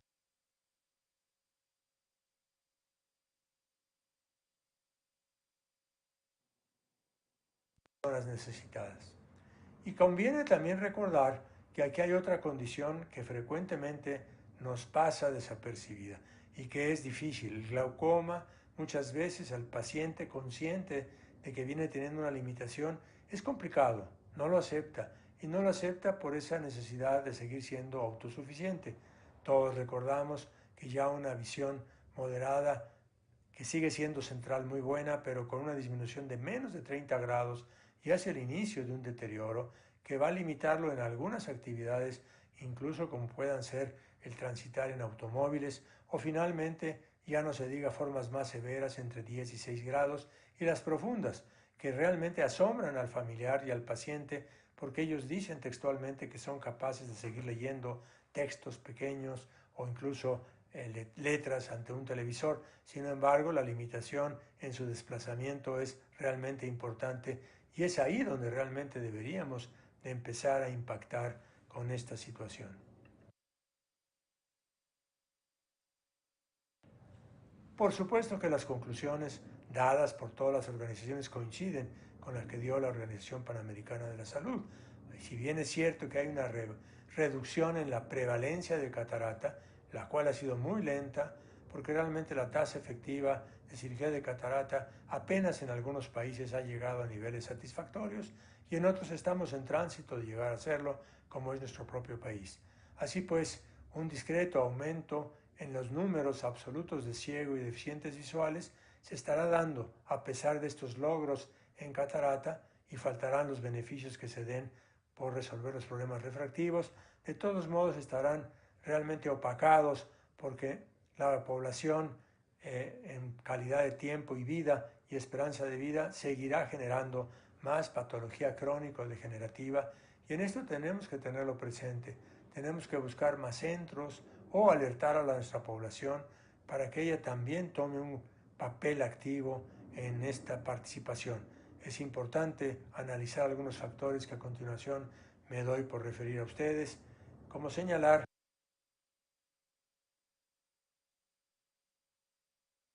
que si bien podemos hablar de grandes logros, también tenemos algunos pendientes por resolver. Y los problemas más importantes, a mi juicio, para enfrentar esta gran carga de discapacidad va a ser que en los programas de entrenamiento hagamos exigencia de que el oftalmólogo en formación tenga una visión multidisciplinaria. Esto es decir, no enfocarnos en nuestro conocimiento y nuestras habilidades y destrezas en un campo tan limitado y de bajar de ver el panorama global. Esto sí tiene importancia en toda la patología que vemos, es súper importante, especialmente en las complicaciones de diabetes mellitus, que son múltiples, en donde, por mencionar una más, generalmente se va acompañada en un 50% de un problema severo. Por otro lado, también si queremos hacer prevención, tenemos que entender muchas veces en que si vemos consecuencias hay que entender las causas. Y la causa, todos la recordamos, la hemos promovido, es realmente el síndrome metabólico. Así que la obesidad y el sobrepeso, que ya son un azote en nuestra región, es la puerta de entrada para mucha patología crónico-degenerativa y entre ellas la diabetes mellitus. Mi segundo pendiente, diría yo, es integrar en la formación de nuevos oftalmólogos un compromiso social. Hay varios centros en la región distinguidos que va a ser esto motivo de compartir esta experiencia en nuestro próximo tercer encuentro durante el Congreso Panamericano a celebrarse el año entrante en Buenos Aires, en donde realmente vamos a compartir una encuesta que da resultados muy satisfactorios y orientadores para todos aquellos centros de entrenamiento que aún no estén involucrados en generar este compromiso social, que es otra herramienta importante para enfrentar los retos al futuro. Y también es importante en las enfermedades crónico-degenerativas, algo se ha venido mencionando desde hace mucho tiempo por varias organizaciones, la Organización Mundial de la Salud, nuestra misma agencia y por supuesto la Asociación Americana de Oftalmología, realmente la Academia Americana de Oftalmología, en que para todo padecimiento crónico, fomentar el autocuidado, generar conciencia de cooperación, es igual que esto nos dé mejores resultados, sobre todo en la adhesión al tratamiento, el seguimiento a las citas y el cumplimiento de las indicaciones médicas. Por otro lado, para atender básicamente una estrategia adecuada, tenemos que acudir a nuestra realidad. Y esta realidad implica entender nuestro entorno. Para ello hay muchas formas, ya insistía yo, desde los famosos RAPs, que derivan de los RACS y que ahora incluyen otras patologías, para entender dónde está nuestra prioridad y a partir de ello hacer estrategias adecuadas, lo cual también por número nos da la opción de poder involucrar a otras gentes, iniciativa privada, iniciativa a las organizaciones gubernamentales y no gubernamentales. Pero por último, más cercano ahora en este último tiempo, con entender los problemas de la rehabilitación visual, tenemos que generar una cultura, también en los centros, también para todos los oftalmólogos que creemos que está muy lejos de nosotros detectar tempranamente cuando una cifra como 20-60 o una disminución de campo visual ya es la primera alarma. Y todo esto de detectarlo, referirlo, darlo a los centros de rehabilitación les va a dar mayor capacidad de atención, pero igual una mayor calidad de vida para todos ellos. Finalmente quiero resaltar la importancia de este simposio a sus organizadores, grandes instituciones comprometidas, National Eye Institute, un referente para los oftalmólogos, el esfuerzo de la Embajada norteamericana en coordinar estos eventos y finalmente al Instituto Mexicano de Oftalmología, que en forma muy adecuada ha coordinado y ha hecho posible en buscar por la realización de este gran evento que nos deja enseñanza y que sobre todo nos motiva a trabajar juntos para enfrentar los grandes retos de nuestra región. Muchísimas gracias por esta oportunidad y más por el tiempo que me han prestado.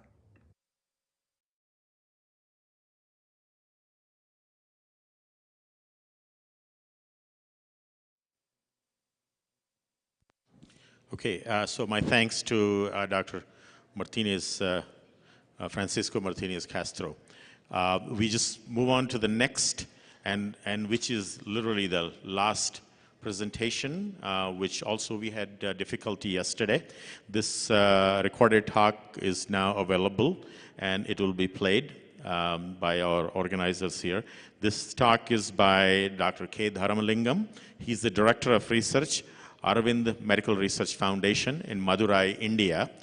And the topic of his talk is Diagnostic Circulating Biomarkers to Detect Sight-Threatening Diabetic Retinopathy. So here's Dr. Dharamalingam from Madurai, India. Thank you.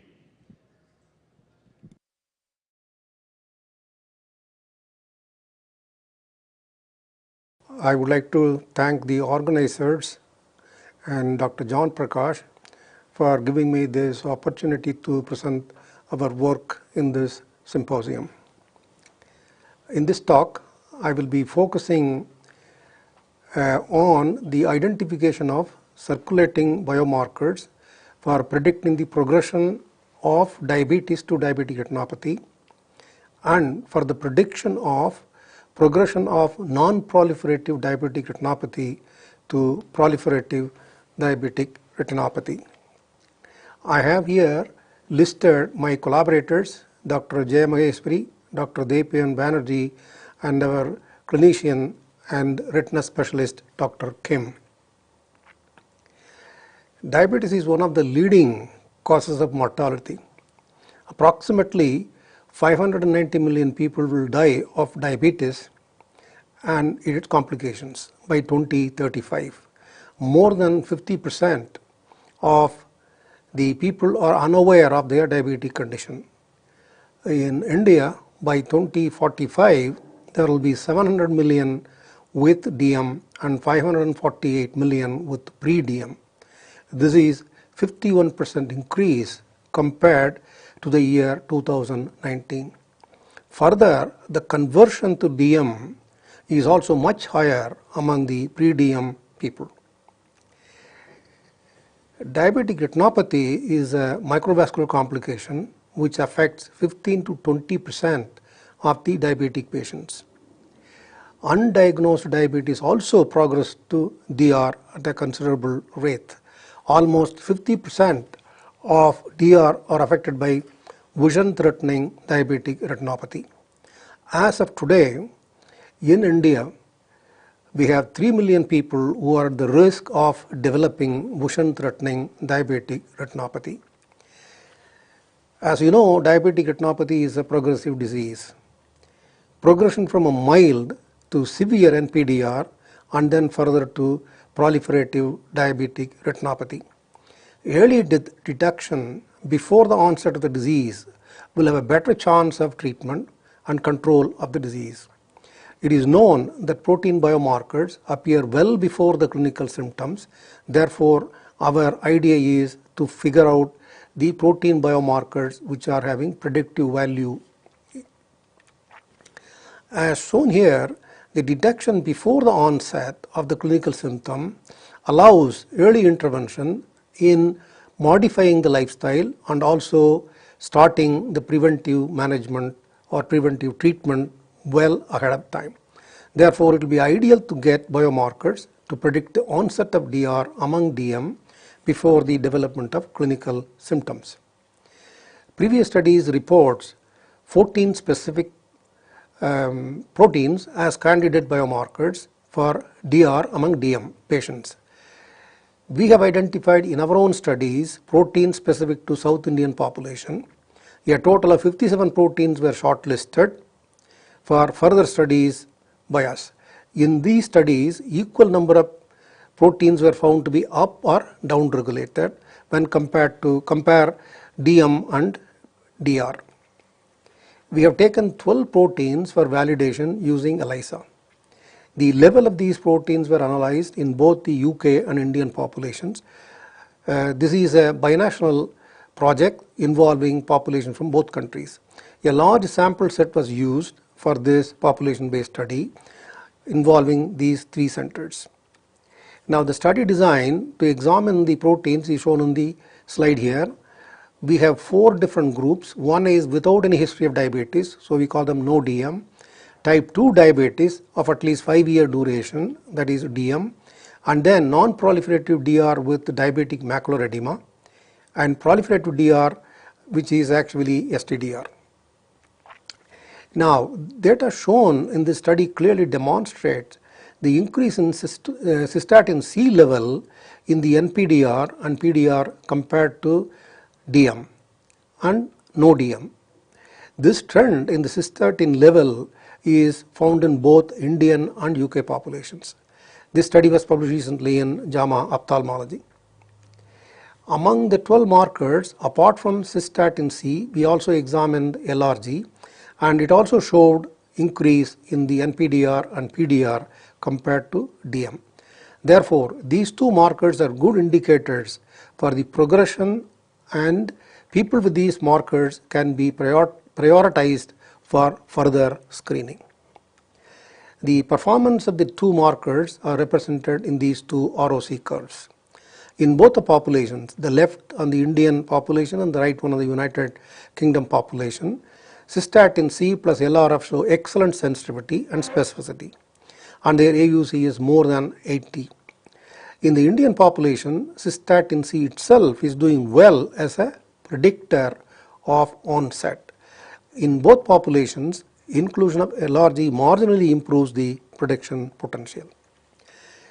In the next part, we are using extracellular vesicles for the biomarker studies. Extracellular vesicles include exosomes and microparticles and are becoming important in eye diseases. Extracellular vesicles are produced by at least two different pathways. Endosomal pathway, which produces predominantly exosomes, and blubbing of the membrane gives rise to larger microvesicles. They carry proteins, DNA, RNA and lipids, and their composition reflect the parent cell producing these extracellular vesicles, and also the composition and other behavior of these EVs depends on the physiological status of the cell. They circulate in blood, and they are also capable of crossing retinal blood barrier. We explored EV cargo as biomarkers for the onset of the NPDR from DM as well as progression of NPDR to PDR. We have characterized the plasma and serum EVs in DM as well as the NPDR and PDR cases. EVs were prepared by two independent methodologies. One is using centrifugation, another is by using other kit methods, and the characterization is done using electron microscopy, which is shown here, as well as nanotracker analysis to decide the size of these particles. The particles are primarily 50 to 200 nanometers in size, and majority of the particles are in 110 nanometer in size. We use these particles for the further analysis of the proteome. In this study, actually, we set out to examine the biomarkers which could be predicting the progression of stages of DR. We have used serum from all the 6 conditions. Based on the differential expression, we shortlisted 6 protein biomarkers for further validation. We used these 6 markers to identify the biomarkers which are altered significantly and the markers which have discriminative power as shown in this slide. This slide shows our overall result. By combining the protein biomarkers discovered from the meat serum in a population-based study which I have described earlier, we have found markers which are capable of predicting the progression of DM to DR.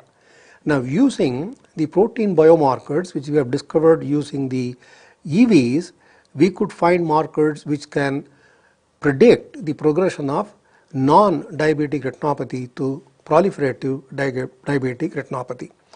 In the next slide, we have shown the ROC curves for one set of markers, and we are in the process of doing the ROC curves for other sets of markers using larger populations. For example, in this study, when we have clinical features and the EV markers and serum marker, we can see here you can get ROC curves which have the discriminative potential and explain that progression of PDR can be easily predicted in those populations. Now, using these, we can say that analysis of EVs will allow us to identify more and more biomarkers which you may not be able to find by looking at the neat serum. And in this study we have shown CD41 and thrombospondin predict the DM progression to NPDR, and also peroxyredoxin and fibronectin predict the NPDR progression to PDR. Now, overall summary of this whole talk is that circulating levels of cystatin and LRG can be good predictors of progression of DM to DR, and the EV proteins can definitely serve as biomarkers for the prediction of detecting progression of the NPDR to DR. And the proteomic analysis apart from this can also be used for various other biological function analysis. For example, we have shown the EV proteins are enriched in complement cascade proteins as well as oxidative stress related proteins in the EVs, which are specifically isolated from the NPDR and PDR conditions. With these, I would like to thank the organizers once again, as well as my collaborators, for making this talk possible. Thank you. Our thanks to Dr. Dharamlingam. Well, at this point, I would like to invite the symposium co-chairs, Dr. Maria Julia Marinissen and Dr. Van Lansing. And I was also wondering, is it after we conclude, is it possible for us to have a group picture? Is it possible? I mean, I will leave it up to Dr. Van Lansing.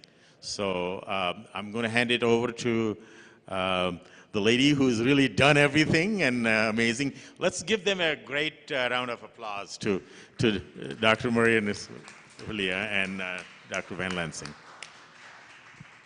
Thank you so much. Thanks everyone for being here. I really thought we would have like a more empty room today, but it's great that you stick around. Gracias por quedarse. Creí que íbamos a tener una sala mucho más vacía.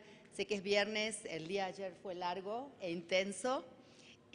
La verdad estaba un poquito nerviosa con todas las charlas que teníamos cada 10 minutos y la cantidad de speakers tan importantes que hemos tenido, pero número uno, queremos agradecerles a todos los que participaron compartiendo su experiencia, su investigación, su trabajo de salud pública.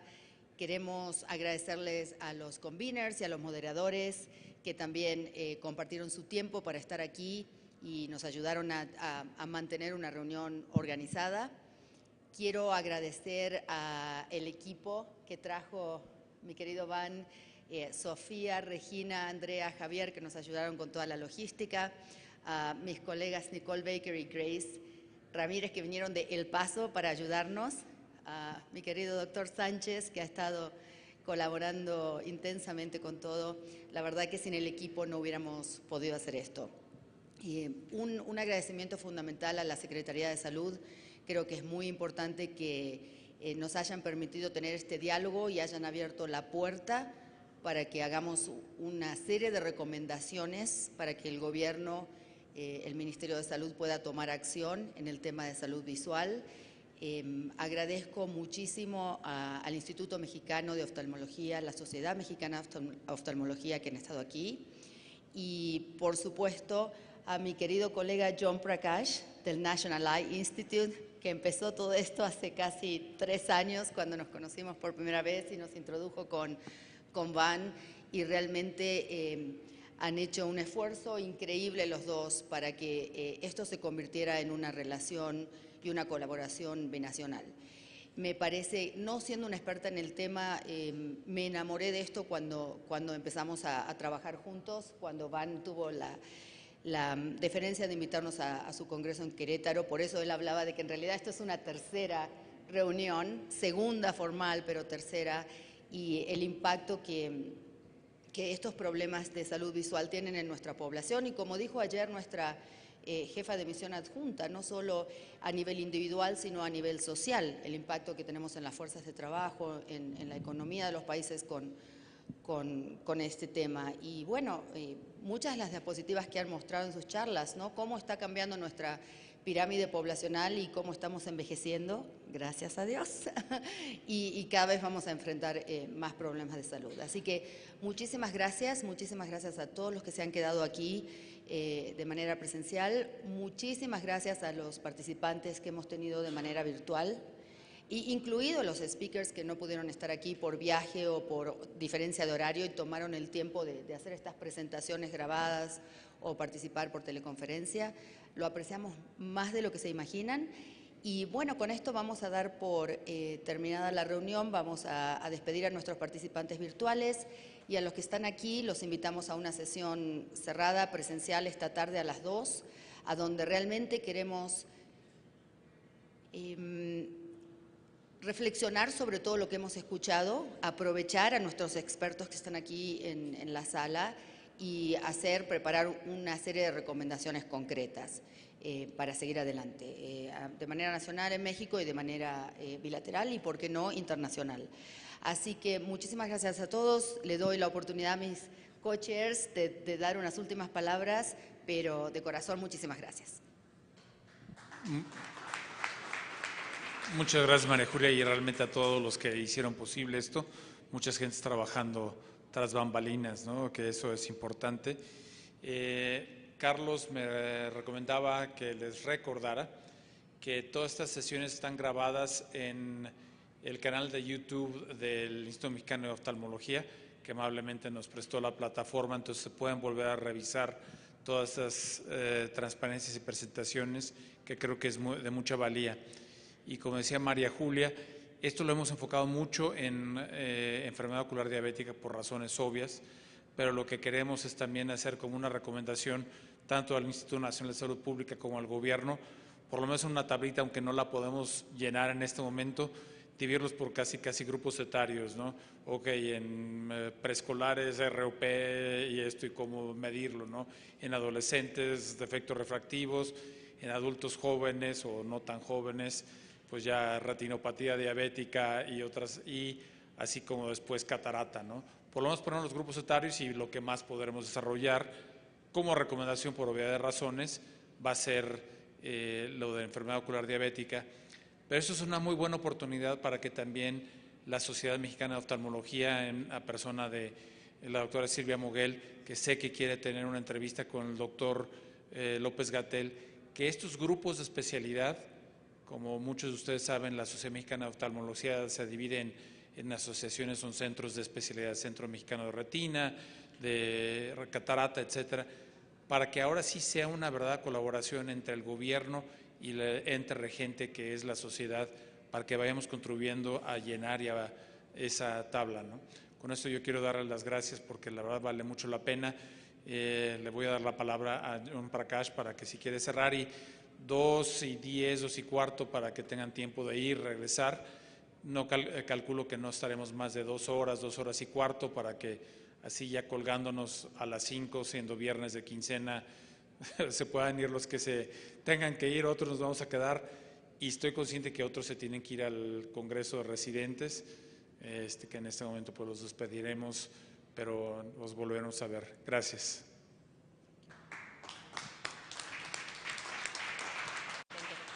I think everything has been said, so whatever they said, I agree with them 100%. And I'm going to make a promise to myself that next time when I come back, I will know a little bit of Spanish. So I'm going to start learning all that. I'm going to take lessons. So that's a promise to myself. So thank you very much, all. Really appreciate it. I'm going to hand it over to our chief. Gracias. Ok, muchas gracias a todos. Los esperamos 2:15. Vamos a reorganizar las mesas, así podemos estar así tipo en U y nos podemos ver y podemos tener una discusión abierta. Así que bueno, los esperamos y bon appetit. ¿Tienen una foto grupal? Ah, sí, los que quieran aquí nos podemos tomar una foto, sí, por favor. Sería muy bueno, los que quieran pasar para la historia.